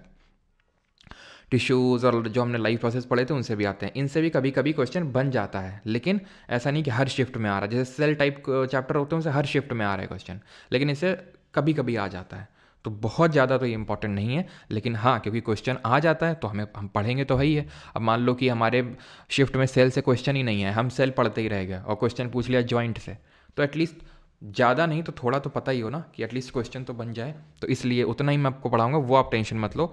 मैं बता इसलिए देता हूँ क्योंकि यही फ़र्क है मुझ में और बुक में, ठीक है, फिर किसी टीचर या बुक में, कि एटलीस्ट बुक आपको नहीं बताएगी क्या इंपॉर्टेंट ज़्यादा है, किस में ज़्यादा फोकस करना है, किस में थोड़ा कम फोकस करना है। जब आप एग्ज़ाम से कुछ मिनट पहले, कुछ घंटे पहले आप जब बायोलॉजी रिवाइज़ कर रहे हो तो किन टॉपिक्स को रिवाइज़ करना है, तो आपको सेल को रिवाइज़ करना है, ना कि इसको रिवाइज़ करना है, क्योंकि उससे क्वेश्चन है कि ज़्यादा चांसेस हैं। तो आप समझ पा रहे हैं, ठीक है। तो इसलिए मैं आपको ये चीज़ें बताता हूँ, बाकी पढ़ना तो है ही है, पढ़ा रहा हूँ तो पढ़ना ही है मैं, नहीं तो खुद से ही उस चीज़ को छोड़ देता। तो बोन्स होती है हमारी 206 अडल्ट की बात कर रहा हूँ, बाकी बच्चों में तो 300 होती हैं। ये बेसिक थोड़ा मैं आपको बता चुका हूँ, जब कनेक्टिव टिश्यू हम लोग पढ़ रहे थे तो वहाँ पर मैंने बोन्स के बारे में बताया था कि बोन्स में हमारा कैल्शियम और फॉस्फोरस होता है, कैल्शियम फॉस्फेट की ये हमारी बोन्स बनी होती हैं, ठीक है, कैल्शियम फॉस्फेट की। तो कैल्शियम भी होता है और फॉस्फोरस भी होता है। 206 हड्डियाँ होती हैं, लॉन्गेस्ट शॉर्टेस्ट अभी फिर से देख लेंगे, वैसे तो मैंने वहाँ पर बताया था लॉन्गेस्ट शॉर्टेस्ट और सबसे स्ट्रॉन्गेस्ट कौन सी होती है, वो सारी चीज़ें होती कितनी है 206। अब इसको भी हम डिवाइड कर लेते हैं, जो एक्सियल होती है ना, एक्सियल जो प्रोटेक्शन दे रही है वो 80 है, वो 80 है, 80, और 206 में से 80 घटा दो उतनी अपेंडिकुलर हो जाएंगी। कितनी हो जाएंगी? 6 12, ठीक है, तो 126 है ना, 6 8 2 10 1 1 2, ठीक है, तो 126 हो जाएंगी आपकी अपेंडिकुलर। तो सबसे पहले देखते हैं एक्सियल कौन कौन सी होती हैं, जिसमें से आप मैक्सिमम देख चुके हैं। जैसे सबसे पहले हम देखेंगे ये रिब केज देख लें या स्पाइनल कॉर्ड देख लें। पहले हम स्पाइनल कॉर्ड देख लेते हैं, बिकॉज ये आपने पढ़ रखा है। जब मैंने स्पाइनल कॉर्ड के बारे में पढ़ाया था तो इसमें मैंने बताया था आपको कि जो ऊपर का पार्ट होता है उसको सर्वाइकल बोन बोलते हैं। एक्चुअल में टोटल ये 26 होती हैं। कितनी हड्डियाँ होती हैं इसमें? टोटल 26 बोन्स होती हैं, 26 हड्डियाँ होती हैं, जिनको कि हम सर्टेन पार्ट्स में डिवाइड करते हैं। सबसे ऊपर का जो पार्ट होता है उसको सर्वाइकल बोन बोलते हैं। मैंने आपको बताया भी था, जैसे कि जिन लोगों को गर्दन का प्रॉब्लम रहता है, जैसे मुझे, तो सर्वाइकल का प्रॉब्लम बोलते हैं। जैसे मुझे हो रखा है सर्वाइकल का प्रॉब्लम, ठीक है, तो वो सर्वाइकल है। इसके नीचे आएंगे वो थोरैसिक हो जाएगा, इसके नीचे आएंगे लिम्बर हो जाएगा, ठीक है। सैक्रम 5 होती हैं बच्चों में, लेकिन ये फ्यूज़ होकर एक बन जाती है। ऐसे कॉकिक्स होती है जिसको टेल बोन बोलते हैं, जो कि एक वेस्टिजियल बोन है, मतलब कि इसका कोई ज़्यादा कोई काम है नहीं, यूज़ है नहीं, ठीक है, हमारी बॉडी में। तो टेल बोन बोलते हैं इसको। कॉकेक्स जो हमारी पूंछ हुआ करती थी जब हम होमो सेपियंस वो बंदर हुआ करते थे, तो वही छोटी हो के कॉकेक्स बन गई है। तो ये भी जब बच्चे होते हैं तो उनके 4 होती है, और फ्यूज़ हो के जो है ना, जब मालिश वालिश होती है तो फ्यूज़ होती हैं वो धीरे धीरे, बड़े होते हैं बच्चे तो वो एक हो जाती है कॉकेक्स। तो ये 7 हो गई, 7 और 12 19, 19 5 24, 1 25, 1 26, तो 26 बोन हो गई वर्टिब्रल कॉलम जिनको हम बोलते हैं। वर्टिब्रल बोन्स आपकी 26 हो गई, ठीक है। और इसी सर्विकल मैंने आपको बताया था, जो सबसे ऊपर बोन होती है, सबसे ऊपर, जो कि स्कल खोपड़ी से अटैच्ड रहती है, उसको क्या बोलते हैं? यानी कि जैसे 7 सर्वाइकल हैं तो C1 C2 C3 C4 इस तरह से होगा। जैसे आपने नहीं सुना होगा कि जैसे अगर किसी को साइटिका का प्रॉब्लम है, जैसे मेरे मम्मी को साइटिका का प्रॉब्लम रहता है, थोड़ा कभी कभी पैर तक वो दर्द चला जाता है ना, तो आपने सुना होगा कि भाई L2 L3 की जो डिस्क हैं वो क्या हो गई, वो दब गई L2 और L3 के बीच के की जो डिस्क है। डिस्क क्या होता है? तो एक्चुअल में ये जो वर्टिब्रल कॉलम होती है हड्डी के बीच में, एक ऐसे समझ लो जैसे नहीं वो क्रीम वाले बिस्किट आते थे ओरियो टाइप, तो क्रीम वाले बिस्किट में क्या होता है, ऊपर बिस्किट नीचे बिस्किट, बीच में क्रीम भरी रहती है, बस वैसा ही समझ लो, ठीक है। तो क्रीम भरी रहती है, वो जब बल्ज हो जाती है तो उसको डिस्क बल्जिंग बोलते हैं। तो इसको बोलते हैं एटलस बोन, जो सबसे टॉप में होती है, सर्वाइकल बोन का पार्ट होती है, और ये जो है स्कल खोपड़ी से इसको कनेक्ट करती है। 26 हो गई, 80 पढ़नी है, 26 हो गई। रिब केज, क्या हो रहा है ये भाई, ये क्या हो रहा है? रिब केज ये कुछ अजीब तरह से यहाँ से बिहेव कर रहा है, आई थिंक फोटो लगी इस वजह से, तो कोई नहीं, हम साइड में लिख लेंगे। तो रिब केज अगर आप यहाँ पे देखें, मैंने आपको बताया था 24 होती हैं, 12 एक साइड में, एक, ठीक है, आप इनको गिनेंगे तो ऐसे 12 इस साइड 12 उस साइड, मतलब एक्चुअल में आके मिल जाती हैं यहाँ पे कॉमन पॉइंट में। तो ये टोटल कितनी हो जाएंगी रिब केज में? 24 हो जाएंगी। 24 ये जो मिल रही हैं इसको बोलते हैं स्टर्नम, ठीक है, ठीक है, इसको बोलते हैं स्टर्नम, या फिर इसी को बोलते हैं चेस्ट बोन। छाती की हड्डी, चेस्ट बोन बोलते हैं, जहाँ पर ये पूरा रिब केज मिलता है आकर। तो 24 और एक 25 हो गई, ठीक है, टोटल 25 हो गई। अब वर्टिब्रल कॉलम तो देख लिया, ऊपर आओ। ऊपर ये वाला जो पार्ट होता है ना, ये गले के इधर पे इधर, मतलब गला और गले का ये जो इधर होता है ना, थोड़ी के थोड़ा सा नीचे आओ, थोड़ा सा थोड़ी के नीचे आओ, तो यहाँ पर एक बोन होती है, इसको बोलते हैं हियोइड बोन। थोड़ी के थोड़ा सा नीचे आओगे तो हियोइड बोन होती है यहाँ पर। स्कल में मैं आपको पढ़ा चुका हूँ कितनी बोन्स होती हैं, टोटल 22 होती हैं, याद आया आपको? 8 जिसमें कि क्रेनियल होती हैं। क्रेनियल मतलब जो हमारे सिर से अटैच्ड है, सिर में है, और 14 फेसियल हैं, यानी कि जो ये चेहरा है, थोबड़ा है, उसमें जो हमारी बोन्स हैं वो 14 हैं। फेस में 14 हैं, सिर में खोपड़ी जो ब्रेन को प्रोटेक्ट कर रहा है वो हैं 8 क्रेनियल। क्रेनियल नर्व्स भी अगर आपको याद आ रहा हो जो हमारे ब्रेन से निकलती हैं उनको क्रेनियल नर्व्स बोलते हैं। तो 22 ये हो गई, 25 ये हो गई, कितनी हो गई? 5 2 7 2 2 4, ठीक है। और एक हियोइड बोन हो गई। हियोइड बोन को मैंने गिना ही नहीं, ये जो एक मैंने गिना था ये स्टर्नम को गिना था जो चेस्ट बोन थी, तो 48 हो गई टोटल। और 48 और 26 कितनी हो जाएंगी? 48 और 26, 8 6 14, 4 2 6, 1 7, कितनी बच गई? 6 शॉर्ट हो रही हैं, 6 कहाँ से लाऊं? कान पकड़ लो, कान में 3 बोन होती हैं, मतलब एक कान में 3 बोन होती हैं, तो 2 में 6 हो जाएंगी। कौन कौन सी होती हैं? ईयर में होती है कान में मैलियस, इनकस एंड स्टेपीज, ये 3 होती हैं। एक कान में 3 तो 2 में 6, तो 6 जोड़ दोगे तो 80 हो गई टोटल मिला के जो हमारी एक्सियल बोन्स हैं। इसमें से जो स्टेपीज होती है हम पढ़ चुके हैं कि सबसे छोटी बोन होती है, सबसे शॉर्टेस्ट बोन होती है, ये सबसे शॉर्टेस्ट होती है ये। क्लियर है यहाँ तक सभी को? एक्सियल बोन समझ में आ गया? बोन के जॉइंट भी पढ़ेंगे, रुक जाओ, ठीक है, अभी ये अब पढ़ लो थोड़ा सा, बोन के जॉइंट भी देखेंगे। 6 एडजस्ट कर दीजिए ले दे के, अच्छा ले दे के 6 एडजस्ट कर दें हैं। परमार सर का एक्सरे पिक, बेटा बहुत मार खाओगे, हम देख रहे थे कमेंट तुम लोगों के क्लास शुरू होने से पहले भी, ऋषिकेश और जितने लोग भी क्लास शुरू होने से पहले, कि आप मौज चल रही थी यहाँ लगी कि ये थंबनेल में कौन है, थंबनेल में ये परमार सर है, परमार सर का एक्सरे है। बेटा बहुत मार खाओगे, ध्यान रखना। क्लियर है, आगे बढ़ते हैं। Bone to bone ligament, yes ये हम पहले ही पढ़ चुके हैं, कनेक्टिव टिश्यू, कि बोन को बोन से कौन कनेक्ट करता है? बोन को बोन से कनेक्ट करता है लिगामेंट, और MTB मसल को बोन से कनेक्ट करता है टेंडन, ये हम पहले ही पढ़ चुके हैं, ठीक है। तो अब आते हैं किस पे? स्टर्नम तो देख चुके हैं यार, ब्रेस्ट बोन होती है छाती की जो कनेक्ट करती है पूरे रिब केज को। अब आते हैं, ये देख लेते हैं, ओहो कितना डरावना है ना। अब देख लेते हैं ये जो हमारी अपेंडिकुलर हैं जो हमारे मूवमेंट में हेल्प करती हैं, ये कितनी है? 126 हैं, 126, लेकिन डरो नहीं, आराम से हो जाएगा। पहले हाथ को पकड़ते हैं। हाथ में देखो ह्यूमरस, ये जो बाइसेप के इधर होती है, बाइसेप में जो होती है, और यहाँ पे कौन से तरह के मस्कुलर टिश्यू, कौन से तरह के मसल टिश्यूज होंगे यहाँ पर बताओ?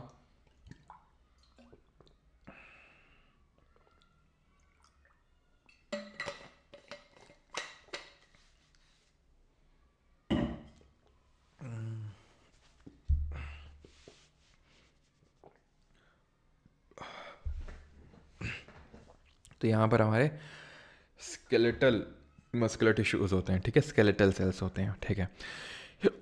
हिचकी आने लगी भाई, फूड पाइप में पानी चला गया क्या? चलो, तो ह्यूमरस है, ये रेडियस है, और ये अल्ना है।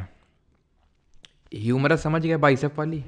आगे आओ, यहाँ से मतलब कोहनी से लेके तुम्हारी रिस्ट तक जहाँ घड़ी पहनते हो, यहाँ पर 2 होती हैं, पकड़ो जरा, पकड़ो जल्दी से हाथ को सभी लोग अपने, देखो फील करो, 2 हड्डी हैं, एक लेफ्ट साइड एक अंगूठे के साइड से है, और एक तुम्हारी ये जो छोटी उंगली है उसके साइड से है। 2 हैं, एक रेडियस और एक अल्ना है। जो अंगूठे के साइड होती है उसको बोलते हैं अल्ना, और जो छोटी उंगली की साइड होती है उसको रेडियस बोलते हैं, ठीक। कितनी हो गई? 3 हो गई। ऐसे 3 यहाँ भी हो जाएंगी, ये रेडियस हो जाएगी, ये रेडियस, ये आपकी सॉरी ये ह्यूमरस, ये आपकी हो जाएगी अल्ना, और ये हो जाएगी रेडियस, ठीक है। 3 उधर 3 इधर, वो समझ में आ जाएगा। तुम अभी गणित मत लगाना इसमें कि 3 ये हो गए, ठीक है, 3 3 6, ठीक है। जोड़ने में तुम अपना दिमाग मत लगाना अपने आके, ये 3 हो गई, ये 3 हो गई, 6 लिखे रहते हैं, कहीं भूल ना जाए। वो सब हम अभी कैलकुलेट करवा देंगे। अभी फोकस करो कहाँ कौन सी बोन है, ठीक है। अब आ जाते हैं हाथ पे। हाथ में बहुत सारी बोन्स हैं और यहीं से नंबर बढ़ेगा आपका बोन्स का। देखो ये है, अब यहाँ तक कर लिया था, रेडियस अल्ना, ठीक है। ये होगी अल्ना और ये होगी रेडियस, अंगूठे के साइड में आपकी अल्ना और उस साइड में रेडियस। अब आगे बढ़ते हैं। तो जैसे आप यहाँ पर आते हैं, कहाँ पर, जहाँ घड़ी पहनते हैं, ठीक है, जहाँ घड़ी पहनते हैं, इनको बोलते हैं कार्पल। जो हथेली होते हैं, जो हमारे एस्ट्रोलॉजर जी देखते हैं, वो कौन सा आजकल बहुत चल रहा है, पहले मतलब गुरु जी, पता नहीं एस्ट्रोलॉजर जी हमारी शादी कब होगी, एस्ट्रोलॉजर जी बता देते हैं वो कौन, आजकल ऐप काफ़ी चलते हैं इस तरह के। तो खैर मेटाकार्पल ये, ठीक है, एस्ट्रोटॉक ऐसे करके, हाँ। तो ये मेटाकार्पल, कार्पल के बाद मेटाकार्पल जो हथेली में है। ये जो अब आगे आएंगी वो उंगलियां हैं, ये अब यहाँ से उंगलियां शुरू हैं। उंगलियां आप देखो, देखो अपनी उंगलियों को और फील करो, पकड़ो उनको, तो तुम पाओगे कि 3 पार्ट में डिवाइडेड है। एक तो एकदम टिप है, किसी भी उंगली की टिप है, फिर बीच वाला पार्ट है, और फिर एकदम नीचे वाला पार्ट है जो कि हथेली से जुड़ा हुआ है। हथेली से जुड़ा हुआ है बीच वाला, और ये टिप है एकदम। तुम फील करो, तुम फील कर पा रहे होगे, ठीक है। तो 3 हो गई, 3 इसमें है, 3 इसमें है। एक कितनी भैया, कितनी उंगलियां होती, 5 होती ना, तो 5 ये 15, लेकिन अंगूठे में तो 2 ही होती है ना।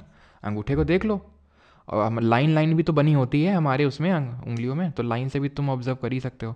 तो अंगूठे में क्या होती है, अंगूठे में तो 2 ही होती है ना, 3 तो होती नहीं उसमें। तो अभी पकड़ के तुम देख सकते हो, बताने की ज़रूरत है नहीं। तो 5 ये 15, एक घटा दो 14 हो जाएंगी। ये 14 कार्पल कितनी है देख लो, दिख नहीं रहा, 1 2 3 4 5, 5 हो गई। कार्पल कितनी है लिखा हुआ है यहाँ पे, 1 2 3 4 5 6 7 8, तो 8 हो गई। कितना हो गया, 14 14 8 22 है ना, 22 और 5 27, 27 ये हो गई, ठीक है, 27 ये हो गई। और ह्यूमरस और रेडियस और अल्ना, ठीक है, 3 जोड़ लूँ इसमें, 30 हो गई। एक हाथ की, 2 हाथ है ना तुम्हारे पास, कोई ठाकुर जैसा तो नहीं है, ठीक है, तो 60 हो गएंगे, ठीक है, 60 हो गई। सिर्फ हाथों की बात हो रही है। अब पैरों पे आ जाते हैं। पैरों में एक फीमर होती है जिसको थाई बोन बोलते हैं। ये सबसे कैसी होती है, सबको पता है कि लॉन्गेस्ट बोन होती है, सबसे लंबी हड्डी होती है हमारी ये, ठीक है। और स्ट्रॉन्गेस्ट भी बोल देते हैं, लेकिन कहीं कहीं पर आप जॉ बोन को देखेंगे स्ट्रॉन्गेस्ट, लेकिन अगर दोनों ऑप्शन में होंगे तो फीमर टिक करेंगे, ठीक है। जॉ बोन को वैसे हम स्ट्रॉन्गेस्ट बोल देते हैं। अगर फीमर नहीं होगा तो जॉ बोन ऑप्शन में होगा, तो वो आपकी सबसे स्ट्रॉन्गेस्ट हो जाएगी। देन फीमर के नीचे आएंगे, जैसे वहाँ पर 3 पढ़ रहे थे, क्या 3 पढ़ रहे थे, humerus radius ulna, humerus radius ulna, वैसे femur tibia fibula, femur tibia fibula, ये 3 यहाँ पर हो जाएंगी, ठीक है। जैसे पैर में भी पकड़ोगे तो तुम देखोगे कि 2 बोन है, ठीक है। एक तो एकदम फील कर पा रहे हो, जो तुम फील कर पा रहे हो, जहाँ पर वो नहीं हो जाता है, वो क्या बोलते हैं उसको, प्रॉब्लम जब बहुत भागो तो क्या बोलते हैं उसको, क्या बोलते हैं जब उसको बहुत भागो, एकदम से नाम आता है दिमाग से चला जाता है, कभी कभी ऐसा होता है। तो वो आपकी टिबिया है, ये बड़ी वाली जो हड्डी होती है ना, जहाँ पर आपको ये एस से नाम शुरू होता है, क्या बोलते हैं उसको, रनिंग करने पे होने लगता है, शिन पेन, हाँ शिन पेन बोलते हैं। तो शिन पेन एक्चुअल में यहीं पे होता है, ठीक है। तो टिबिया फिबुला, पटेला भी बीच में ही है, पटेला। पटेला क्या होती है, कटोरी, कटोरी होती है कि नहीं होती ही नहीं, घुटने जिसको बोलते हैं। तो घुटनों में तुम देखो पैर में कटोरी भी होती है, हाथों में नहीं होती कटोरी, लेकिन पैर में कटोरी होती है ना। और कटोरी कभी कभी खिसक भी जाती है, जिस तो उसको है ना, वो स्लिप कर जाती है। खैर अपने उसको ओरिजिनल पोजीशन पे भी रिस्टोर कर दिया जाता है आसानी से, उतनी की बड़ी बात नहीं। लेकिन पटेला यहाँ पर एक एक्स्ट्रा है, ध्यान रखना। तो यहाँ टोटल ये बड़ी बड़ी कितनी हो जाएंगी, बड़ी बड़ी 4 हो जाएंगी, ठीक। अब पंजे पे आ जाते हैं। तो पंजे में जैसे वहाँ पर कार्पल था, यहाँ पर टार्सल है, वहाँ मेटाकार्पल था, यहाँ मेटाटार्सल है। वहाँ पर फ्लेंजेस थी, यहाँ पर फ्लेंजेस है, देखो कार्पल मेटाकार्पल फ्लेंजेस। यहाँ क्या है, टार्सल मेटाटार्सल फ्लेंजेस। कितने टार्सल हैं, कितने टार्सल हैं, तो भैया टार्सल देख लो कितने हो जाएंगे, 1 2 3 4 5, ठीक है। तो 5 टार्सल हो जाएंगे। यहाँ पर कितने थे आप देखो, तो कार्पल यहाँ पर 8 थे भाई, 5 नहीं होंगे 7 होंगे, यहाँ पर बनाया नहीं हुआ आई थिंक इन्होंने ढंग से, ठीक है। ये टोटल आपके 7 होंगे, ठीक है, टार्सल 7 होंगे यहाँ पे, ठीक, 7 होंगे ये टार्सल। आई थिंक इन्होंने बना नहीं रखे हैं, 1 2 3 4 5 6। अच्छा इसको दिखा रखा है, पीछे साइड को नहीं दिखा रखा है, ठीक है। 1 2 3 4 और 5, ये क्या है, मेटाटार्सल।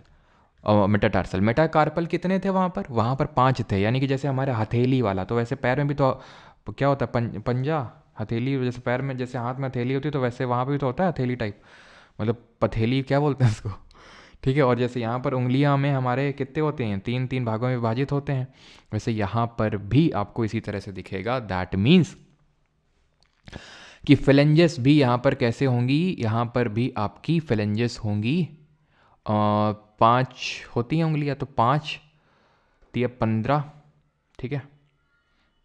5 3 3 होंगे 15, लेकिन एक हो जाएगी कम आपकी, यानी कि 14, ठीक है। जैसे वहाँ पर हो रही थी 14, ठीक है, 14 हो रही थी, वैसे यहाँ पर भी 14 होंगी। तो इसी तरह से अगर हम इनको जोड़ेंगे तो कितनी होंगी, 7 5 12, और 12 और 14 जोड़ेंगे तो कितना आ जाएगा, ये आ जाएगा आपका 26, और पहले से 4 थी हमारी ऊपर, तो 4 30 हो जाएंगी। यानी यहाँ पर भी कुल मिला के एक पैर में 30 ही आ रही हैं, जैसे वहाँ पर 30 आ रही थी एक हाथ में, और यहाँ पर भी 30 आ रही हैं पैर में भी। ऐसा कैसे, ऐसा इसलिए क्योंकि यहाँ पर ठीक है, वहाँ पर हमारे कार्पल कितने थे, 8 थे, यहाँ पर 7 है, लेकिन वहाँ पर देखो, वहाँ पर हाथ में पटेला जैसा कुछ नहीं था ना, तो यहाँ पटेला एक्स्ट्रा आ गया है। अगर पटेला एक्स्ट्रा आ गया है तो उसकी जगह एक टार्सल कम हो गया है, तो इसलिए वो नंबर बराबर यहाँ पर बैठ रहा है। तो जैसे 30 इस पैर में, वैसे 30 इस पैर में, ठीक है। और हाँ, ओके ओके ओके एक्चुअल में टार्सल इस 5 इस तरह इसलिए है बिकॉज इन्होंने यहाँ पर इस चीज़ को दिखा रखा है, ये मैंने देखा ही नहीं, कैलकेनियस, ठीक है, ये और ये टैलस, इनको आप टार्सल में रखना, अलग से मत याद करना इनको। जो कैलकेनियस है और टैलस हैं, इनको अलग से मत याद करना, टार्सल में ही रखना इनको। क्लियर है। तो 30 इसमें 60 हो गई, तो कितनी हो गई, 120 हो गई टोटल। अब गिन लेना तुम, 126 पढ़ाए थे, 126 तो हुई थी, 80 इसमें थी और 126 इसमें थी, 120 हो गई हैं, 6 बस बाकी हैं। 6 कौन सी होंगी, ये क्लेविकल होगी, जो कॉलर बोन बोलते हैं इसको। टच करो यहाँ पर, जो लड़कियाँ शायद काफ़ी, आई थिंक, पता नहीं, ये सब मैंने सुना है, ठीक है। तो लड़कियाँ आई थिंक काफ़ी इसको शो केस करना चाहती हैं, ऐसा टाइप मैंने सुना है, ठीक है। तो क्लेविकल जो होती हैं 2 होती हैं, एक यहाँ होती है और एक यहाँ पर होती हैं, तो 2 हो जाती हैं ये। स्कैपुला होता है जो सपोर्ट करता है हमारे हाथ के मूवमेंट को। अगर आप, ये पीछे के साइड होता है, छू के देखो, छू के भी देख सकते हो तुम, थोड़ा सा हाथ पीछे के साइड तुम्हें करना पड़ेगा, ठीक है। अपने पीछे से ले जाओ, फील कर पा रहे होगे, पीछे के साइड होता है स्कैपुला, तो एक इधर एक इधर, तो 2 ये हो गए, 6 और जोड़नी, तो 2 2 4। और ये पेल्विस, पेल्विस मतलब ये क्या बोलते हैं इसको, कूल्हा, कूल्हा बोलते हैं ना इसको, कूल्हा, ठीक है। तो कूल्हे में चोट लग गई, ऐसा टाइप बोलते हैं। तो पेल्विस एक इधर और एक उधर, तो 2 ये हो जाएंगे, टोटल मिला के 6। तो अब 126 हो गए। किसी का कोई डाउट हो तो पूछो, नहीं तो ज्वाइंट पढ़ाएं अभी। Collar bone. Sir Ritika Roshan की कितनी होगी बेटा मजाक नहीं उड़ाते हैं किसी का, है ना। ऋतिका रोशन की कितनी होगी हम समझ रहे हैं, तुम क्यों पूछ रहे हो। गलत सुना है, अच्छा गलत सुना है, ब्यूटी बोन बोलते हैं, हाँ गौर त्रिपाठी, लड़कों को पता है सब कुछ चिराग तंवर, ब्यूटी बोन, हाँ हाँ समझ गए बेटा, समझ गए, ब्यूटी बोन, कॉलर बोन।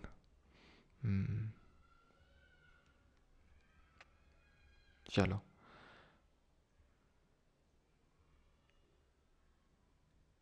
307 हड्डियां हैं मेरे अंकित पांडे, अच्छा। No doubt no doubt no doubt, ठीक है। दिशा पाटनी कितनी है बेटा, जाके गिनो उसके, ठीक है। तो यहाँ पर 126 हो जाएंगे, 126 ये हो गई हमारी, और 80 वो हो गई मिला के 206, क्यों, ठीक है, हो गई। अब बढ़ लेते हैं कि भाई जॉइंट कहाँ कहाँ होते हैं, जॉइंट एंड इट्स टाइप। तो जॉइंट जो होते हैं वो 3 तरह के होते हैं, और जॉइंट में कौन सा लिक्विड होता है, जो बोन को जॉइंट होते हैं, मैंने पढ़ाया था आपको। तो 3 तरह के जॉइंट होते हैं, एक तो वो जो पूरा मूव कर जाते हैं, उनको सिनोवियल जॉइंट बोलते हैं, एक जो मूव नहीं करते हैं, फाइब्रस जॉइंट बोलते हैं, और एक वो थोड़ा थोड़ा मूव कर लेते हैं, कार्टिलेजिनस जॉइंट। हमें पढ़ना होता है साइनोवियल जॉइंट के बारे में, और जो फ्लूइड भरा होता है बोन्स के बीच में उसको साइनोवियल फ्लूइड बोलते हैं। साइनोवियल जो जॉइंट होते हैं वो मल्टीपल टाइप्स के होते हैं।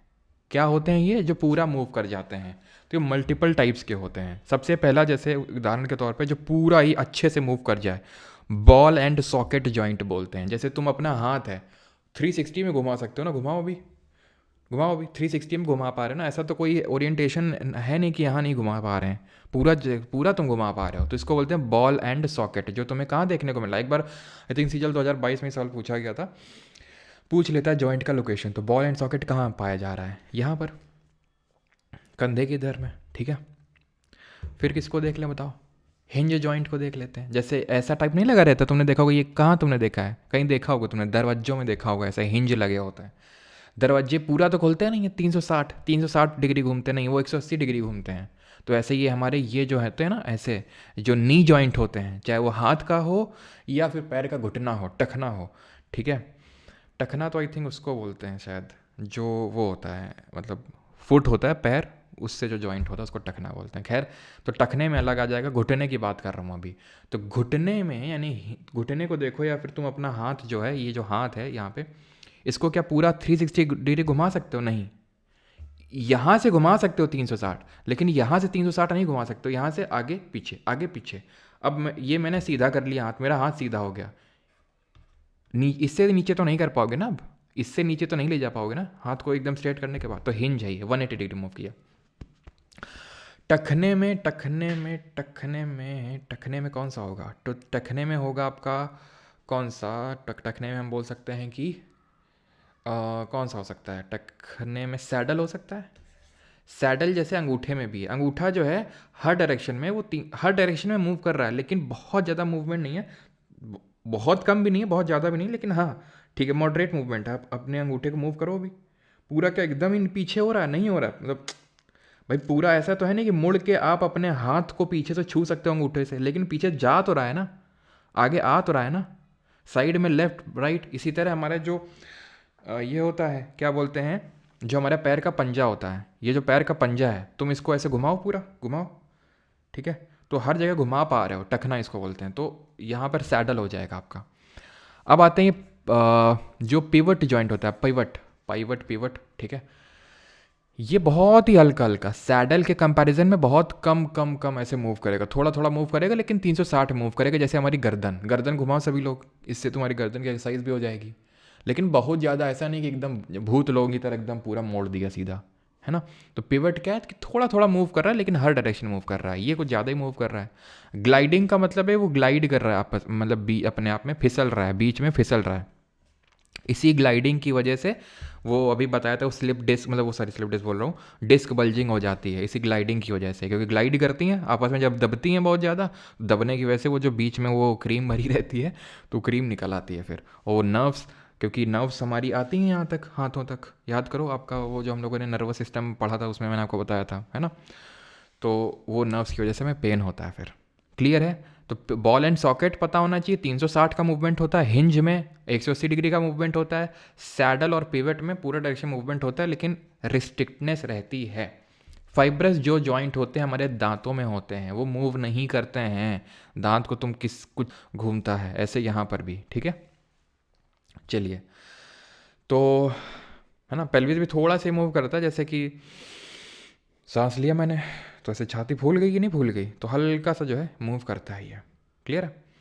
तो अब आ जाते हैं फाइनल पार्ट पे, and that is teeth and its structure. I think joint भी समझ आ ही गया होगा, बेसिक से जितना जिससे क्वेश्चन आपका बन जाएगा वो मैंने आपको पढ़ा दिया। बफरिंग, यार क्या बफरिंग फिर से बफरिंग हुआ, क्या चीज़ बफर हुआ, कार्टिलेजिनस जॉइंट में, ठीक है।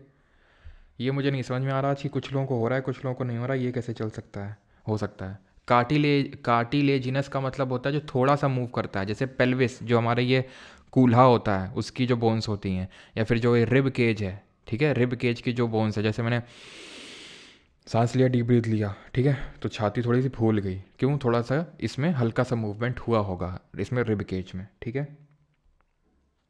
क्लियर है। चलिए अभी आते हैं टीथ एंड इट्स स्ट्रक्चर में। अब ये ऐसा बफरिंग है कि मुझे समझ नहीं आ रहा हो क्यों रहा है ये।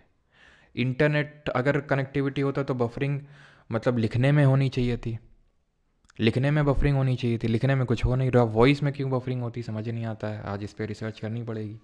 टीथ एंड इट्स स्ट्रक्चर पे आता है। तो भाई टीथ का 3 पार्ट होता है, क्राउन, नेक और रूट। एक क्राउन ऊपर का हिस्सा है, बीच का नेक गर्दन उसकी, और रूट मतलब जड़ जिससे कि उसने गम्स मतलब मसूड़ों में एकदम घुसा हुआ है वो, और वहाँ से नर्व्स पास हो रही हैं, वो नर्व्स उसको न्यूट्रिशन का सप्लाई दे रही हैं, ब्लड सप्लाई पहुँचा रही हैं उस तक। उनको बोलते हैं नर्व एंड ब्लड वेसल। लगा है सीमेंट से, ये है लगी हुई है हड्डी बोन की, ठीक है। रूट के कनाल है ये, है ना। कुछ लोगों का रूट कनाल ट्रीटमेंट होता है, जब दांत निकाला जाता है तो एक स्क्रू डाला जाता है, और स्क्रू में फिर एक कैपिंग फिट करी जाती है, उसको बोलते हैं रूट कनाल ट्रीटमेंट, RCT। और इसका जो आउटर पार्ट होता है इसका, ठीक है, क्राउन दांत का, उसको बोलते हैं इनैमल, ठीक है। It is the hardest part of the body, not the hardest bone, hardest part of the body, ठीक है। ये भी आपका इसमें ध्यान रखना, कैल्शियम फॉस्फेट का बना होता है, ठीक है। और ये चीज़ ध्यान रखें, वो तो खैर मैंने बता दिया, रूट कनाल है ये, ठीक। और ये पल्प भरा होता है, पल्प जिसको बोलते हैं, जब आपका दांत अगर मान लो निकाला गया तो उससे मतलब खूना खून निकलता है, ठीक है, तो पल्प, ठीक है। तो अब यहाँ पर हम बढ़ते हैं कि जो दांत होते हैं वो कितने होते हैं, और कौन कौन से टाइप्स ऑफ टीथ होते हैं। तो ये सबको पता होगा, 32 होते हैं, ठीक है। 32 टीथ्स होते हैं, 32 टीथ होते हैं, और ये पेयर्स में एग्जिस्ट करते हैं। पेयर में कैसे एग्जिस्ट करते हैं, 16 ऊपर 16 नीचे, 16 ऊपर और 16 नीचे एग्जिस्ट करते हैं, ठीक है। ये 32 जिसको हम बोलते हैं। तो खैर अब ये जो टीथ होते हैं किस तरह से डिवाइडेड होते हैं ये हम पढ़ते हैं थोड़ा सा, ठीक है। तो सबसे जो आगे के 4 दांत होते हैं, 1 2 3 4, इनको बोलते हैं इंसिजर। इनको भी फर्दर हम डिवाइड कर देते हैं, इनको बोल देते हैं सेंट्रल इंसिजर, और इनको बोल देते हैं जो साइड में होते हैं लेटरल इंसिजर। सेंट्रल वाले थोड़े से बड़े होते हैं एज़ कम्पेयर टू लेटरल वालों के कंपैरिजन में, आप चेक कर सकते हैं। सेंट्रल आपके बड़े होंगे थोड़े से, और ये होंगे, ये थोड़े से छोटे होंगे। जैन उसके साइड में आएंगे आपके कैनाइन, जो थोड़े से पॉइंटी टाइप के होंगे, थोड़े से शार्पी टाइप होंगे। इंसिजर का यूज़ करते हैं फूड को बाइट करने के लिए, फूड की बाइटिंग करने के लिए। कैनाइन का यूज़ करते हैं फूड को टीयर करने के लिए। अब आपने देखा होगा, अगर कुत्तों वगैरह में, या फिर जो हमारे कार्निवोरस होते हैं, तो कार्निवोरस जो होते हैं वो उनमें आपको काफ़ी शार्प मिलेंगे, ठीक है, काफ़ी पैने मिलेंगे। क्यों? क्योंकि उनको मीट को फाड़ना होता है, ठीक है। हाँ जी, ठीक है। तो अब आगे बढ़ें, यहाँ तक क्लियर है सभी को। अगला है हमारा प्री मोलर्स, कैनाइन के बाद। और कैनाइन है कितने, एक इधर है, ये एक इधर है और एक इधर है। गिनो नहीं, बस अभी समझते जाओ, गिनवा देंगे अभी तुमको, ठीक है। तो नहीं गिनना है तो गिन लो। इंसिजर 4 हो गए, एक जबड़े के गिनना है। कैनाइन एक इधर एक उधर, 2 हो गए। प्री मोलर 2 होंगे, 2 इधर 2 इधर, 4 हो गए, ठीक है, 4 हो गए। किस काम में इस्तेमाल करते हैं इनको, फूड की ग्राइंडिंग के लिए। ग्राइंड कर रहे हैं, ठीक है, ग्राइंड कर रहे हैं उसको, ठीक है, धीरे धीरे। देन अंदर आते हैं तो मोलर्स होते हैं, कितने होते हैं, 6 होते हैं, 3 इधर 3 इधर, 3 इधर मोलर हो गए। और आखिरी वाले को क्या बोल देते हैं, विजडम टूथ, अक्कल डाल बोल देते हैं, काफ़ी बाद में निकलती कुछ लोगों के, विजडम टूथ, ठीक है। अक्ल से इसको कोई लेना देना नहीं, हो सकता है अभी भी आपके अक्ल ना आई हो, लेकिन विजडम टूथ आ गया हो आपके पास, ठीक है। तो मोलर्स हमारे कितने हो गए, 6 हो गए, 3 इधर 3 उधर, गिन लो अब। इंसिजर 4 हो गए, सेंट्रल और लेटरल दोनों मिला के। कैनाइन 2 हो गए, प्री मोलर 4 हो गए, मोलर 6 हो गए। तो 6 4 10 2 12 4 16, 16 नीचे हो जाएंगे, 32 हो गए आपके, ठीक है। अब ये जो यूज़ होते हैं मोलर, ये किस में यूज़ होते हैं, ये चुइंग में, चबाने में यूज़ होते हैं। चुइंग करोगे तुम, चुइंगम, ठीक है, चुइंग एंड क्रशिंग में। क्रश करोगे किसी को, एकदम नहीं दबा के एकदम क्रश कर दिया एकदम, ठीक है। और ये ग्राइंड कर रहे हो, चबा धीरे धीरे ग्राइंड कर रहे हो, चबा रहे हो, ये फाड़ने के लिए, ये इनिशियल बाइट लेने के लिए, है ना। कई सारी चीज़ों का बाइट होता है, हमेशा फूड का ही बाइटिंग नहीं किया जाता है, और भी चीज़ों का लोग बाइटिंग करते हैं। खैर अब उस पर हम ज़्यादा डीप पे नहीं जाते हैं। तो 16 ऊपर और 16 नीचे। अब यहाँ पर हमें थोड़ा समझना पड़ेगा डेंटल फार्मूला क्या होता है। तो डेंटल फार्मूला जो होता है, डेंटल फार्मूला होता है एक, ये बच्चों के लिए अलग हम निकालते हैं, और बूढ़ों के लिए यानी अडल्ट के लिए अलग निकालते हैं, ठीक है, अडल्ट के लिए अलग निकालते हैं। अब डेंटल फार्मूला निकालने का फार्मूला ये होता है कि समझ गए, हाँ।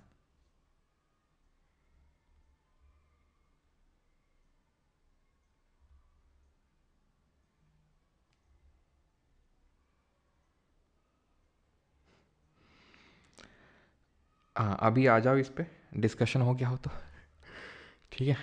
तो अभी यहाँ पर आ जाते हैं। तो एडल्ट का पहले देख लेते हैं कैसे निकालते हैं डेंटल फार्मूला। तो ये हमारा एक जॉ लो, एक जबड़ा लो और उसमें बीच में ऐसा क्रॉस सेक्शन डाल दो, ऐसा बीच में ऐसा क्रॉस सेक्शन डाल दो। अब एक साइड के दांत गिन लो, एक साइड के दांत गिन लो। अब कैसे गिनोगे? ऐसे गिनोगे, दो हैं इंसिजर, ऐसे लिखा जाता है, पहले इंसिजर लिखा जाता है, देन कैनाइन आता है, देन प्रीमोलर आता है, देन मोलर आता है। ऐसे ही नीचे वाले जबड़े में एक साइड के इंसिजर, कैनाइन, प्रीमोलर, मोलर, इसको बोलते हैं डेंटल फॉर्मूला। तो एक अडल्ट का एक प्रॉपर टूथ के स्ट्रक्चर का, अगर कोई ज़्यादा दांत नहीं है, कम दांत नहीं है, तो प्रॉपर अडल्ट का एक क्या बनेगा, क्या डेंटल फॉर्मूला। तो इंसिजर दो, सर आप तो चार पढ़ाए थे, अरे भाई डिवाइड कर दिया बीच से इसको हमने, अब एक साइड का ले रहे हैं बस, तो एक साइड में दो इंसिजर होंगे, एक साइड में एक कैनाइन होगा, प्री मोलर दो होंगे, मोलर तीन होंगे, तो 2 1 2 3/2 1 2 3। चाइल्ड में there is no premolar, premolar बच्चे के पास नहीं होते हैं। प्रीमोलर कितने होते हैं? चार, दो इधर और दो उधर, तो मिस, ठीक है, चार एक जबड़े में, ठीक है, तो नीचे चार होंगे, आठ, तो आठ दांत मिसिंग होंगे, 24 होंगे उसके पास। तो इसका बच्चे का डेंटल फॉर्मूला क्या होगा? बच्चे का डेंटल फॉर्मूला क्या होगा? तो बच्चे का डेंटल फॉर्मूला होगा, तो इंसिजर्स तो प्रॉपर होंगे, कैनाइंस ही प्रॉपर होंगे, प्री मोलर मिसिंग होंगे, मोलर भी उसके पास दो होंगे, क्योंकि विजडम टूथ उसके पास अभी मिसिंग होगा। विजडम टूथ यानी अक्कल डाल निकलती है लगभग किसी के 18, किसी 17, किसी के 20, 21, 22, इस तरह से निकलती है अक्कल डाल। तो इसके पास कितने बच्चे के पास दांत होंगे? आप ही मान लो कि कितने होंगे, चार यहाँ से गए ऊपर से, मतलब 8 टोटल प्री मोलर नहीं होंगे बच्चे के पास, और एक एक दो, अरे से चार, तो चार और जोड़ दो यानी 12 नहीं होंगे, यानी कि उसके पास कितने हो जाएंगे? 20 हो जाएंगे, है ना? क्लियर है? क्लियर है? तो बच्चे का डेंटल फॉर्मूला ये हो गया। किसी को कोई डाउट, कोई समस्या तो बता दो जल्दी से। अब यहाँ पर एक फाइनल चीज़ और थोड़ा सा देख लेना, जो कि मैं यहाँ पर लिखवा देता हूँ, यहाँ पर जगह है ना, कि ये होमोलॉगस और एनालॉगस ऑर्गन्स क्या होते हैं। बस फाइनल टॉपिक है हमारा कि होमोलॉगस ऑर्गन्स और एनालॉगस ऑर्गन्स क्या होते हैं। होमोलॉगस ऑर्गन्स वो होते हैं जो दिखते एक तरह के हैं लेकिन होते मतलब उनका काम अलग होता है। लुक सिमिलर, बहुत बेसिक सा है, look similar but function different, ठीक है, फंक्शन अलग अलग होता है, ठीक है। जैसे उदाहरण के तौर पे हमारा जो पंजा है, हाथ का पंजा, और जो चिड़िया का पंजा होता है, जो हमारा पंजा जो चिड़िया का पंजा है, सेम तरह का दिखता है, काम अलग होता है। चिड़िया उड़ती है और हमारे हाथ के पंजे का तो वही अनेक इस्तेमाल होते हैं। हाथ के पंजे का अनेक इस्तेमाल है ना, मार दिया, खा लिया, किसी कुछ खाना है तो हाथ का इस्तेमाल, तो अनेक इस्तेमाल है। वो तुम अपने आप से सोचो क्या क्या इस्तेमाल तुम लाते हो हाथ को अपने। तो look similar but function different. Analogous organs क्या होते हैं? इसका जस्ट उल्टा। एनालॉगस ऑर्गन्स क्या होते हैं?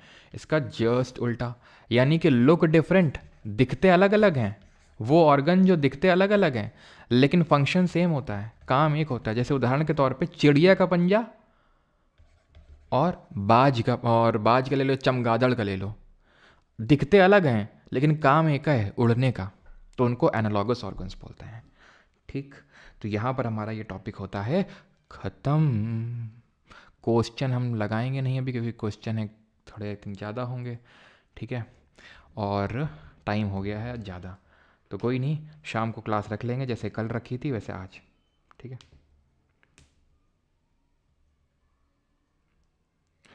विवेक पांडे सर, आपने गलत पढ़ा है, लड़कों के पास 207 बॉन होती हैं। विवेक बेटा मस्ती नहीं, चलो।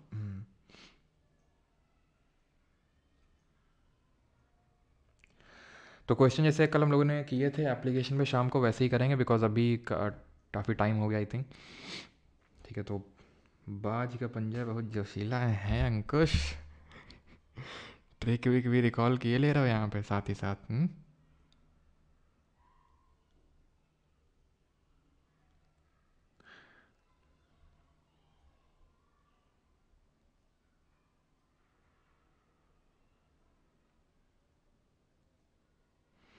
क्या कन्फ्यूज़न है भाई? नितेश कासरवाल जी बताओ जल्दी से, क्या कन्फ्यूज़न है? तो ये इसको ऐड कर लेंगे, ऋतिक बरगुरजार, क्या नाम था आपका? ऋतिक जी, ठीक है। आगे क्या पढ़ाओगे? तो आगे यानी कल से क्या बफरिंग हुई थी क्या जब मैं पढ़ा रहा था अभी? अभी जब मैं पढ़ाया था बफरिंग हुआ था क्या? क्योंकि एकदम से आई थिंक व्यूअरशिप डाउन हुआ है, तो आई थिंक बफरिंग हुआ था। एनवायरमेंट इकोलॉजी पढ़ाएंगे, एनवायरमेंट इकोलॉजी पढ़ाएंगे, लास्ट में होगा। कल से केमिस्ट्री होगा, तो जो लोग भी अभी बैच में एनरोल किए हैं रिसेंट में, या फिर करने वाले हैं, करना चाहते हैं, तो अगर करना चाहते हैं तो कर लीजिए, सो दैट कि कल से केमिस्ट्री स्टार्ट होगी और उसमें आप रेगुलर हो जाएं। ठीक है, जिनका भी कुछ छूटा हुआ है तो कल से रेगुलर हो जाएं। कल से केमिस्ट्री स्टार्ट होने वाला है, जिनको लाइव में साथ साथ पढ़ना है तो ठीक है, क्योंकि कल से नया सब्जेक्ट स्टार्ट हो रहा है, तो इट वुड बी बेटर कि आप नए सब्जेक्ट से स्टार्ट कर लें। ठीक है, और पुराने वालों को कैसे ख़त्म करना है वो आप अपना देख लीजिएगा अपने हिसाब से। फिज़िक्स भी लेना, जल्द ही रेलवे का एग्ज़ाम है। और रेलवे के रिगार्डिंग यार बता देना कि क्वेश्चंस करवाने हैं एलपी वाले साइंस के या नहीं करवाने हैं, ठीक है, तो मैं उस हिसाब से देख लूँगा। ऑलराइट, बाकी थैंक यू सभी को, धन्यवाद।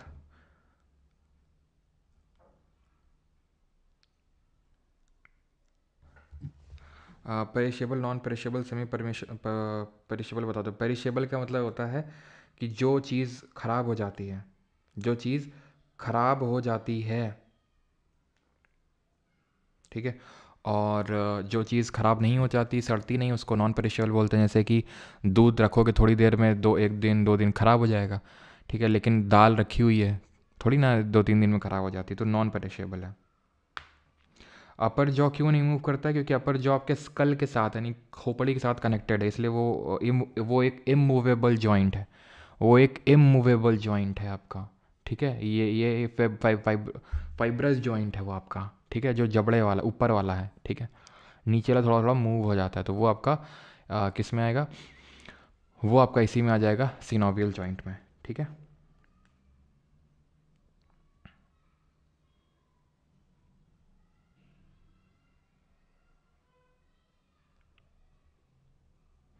Sir I love your dark humour. अच्छा भाई, डार्क और ह्यूमर कुछ नहीं होता है, हमने तो कभी ऐसी बात करी नहीं डार्क ह्यूमर जैसी। हम तो सीधे साधे से लोग हैं, सिंपल सी बात करते हैं। अब आप क्या समझ लेते हैं भाई?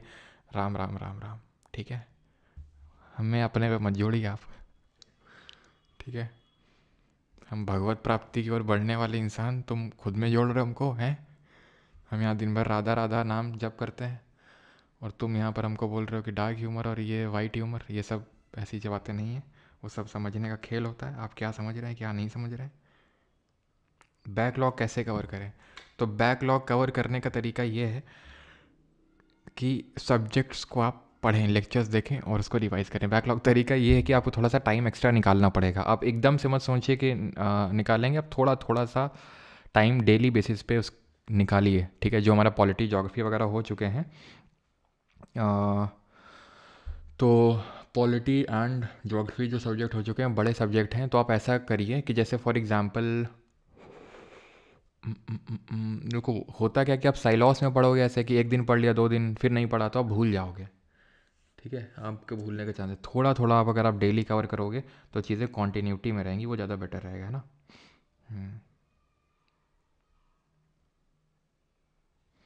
एनालॉगस और होमोलॉगस तो बता तो दिया। होमोलॉगस का मतलब है दिखते दिखते एक जैसे हैं लेकिन काम अलग होता है। Look similar but function different. जैसे हाथ अपना पंजा और चिड़िया का पंजा, ठीक है, चिड़िया उड़ने के लिए इस्तेमाल करती है, हम खाने पीने और ये चीज़ों में उठाने रखने के लिए। एनालॉगस में दिखते अलग हैं लेकिन काम एक ही होता है। जैसे चिड़िया का पंजा और चमगादड़ का पंजा, बैट का, वो दिखते एक अलग अलग हैं लेकिन काम ही एक है उड़ने का, ठीक है।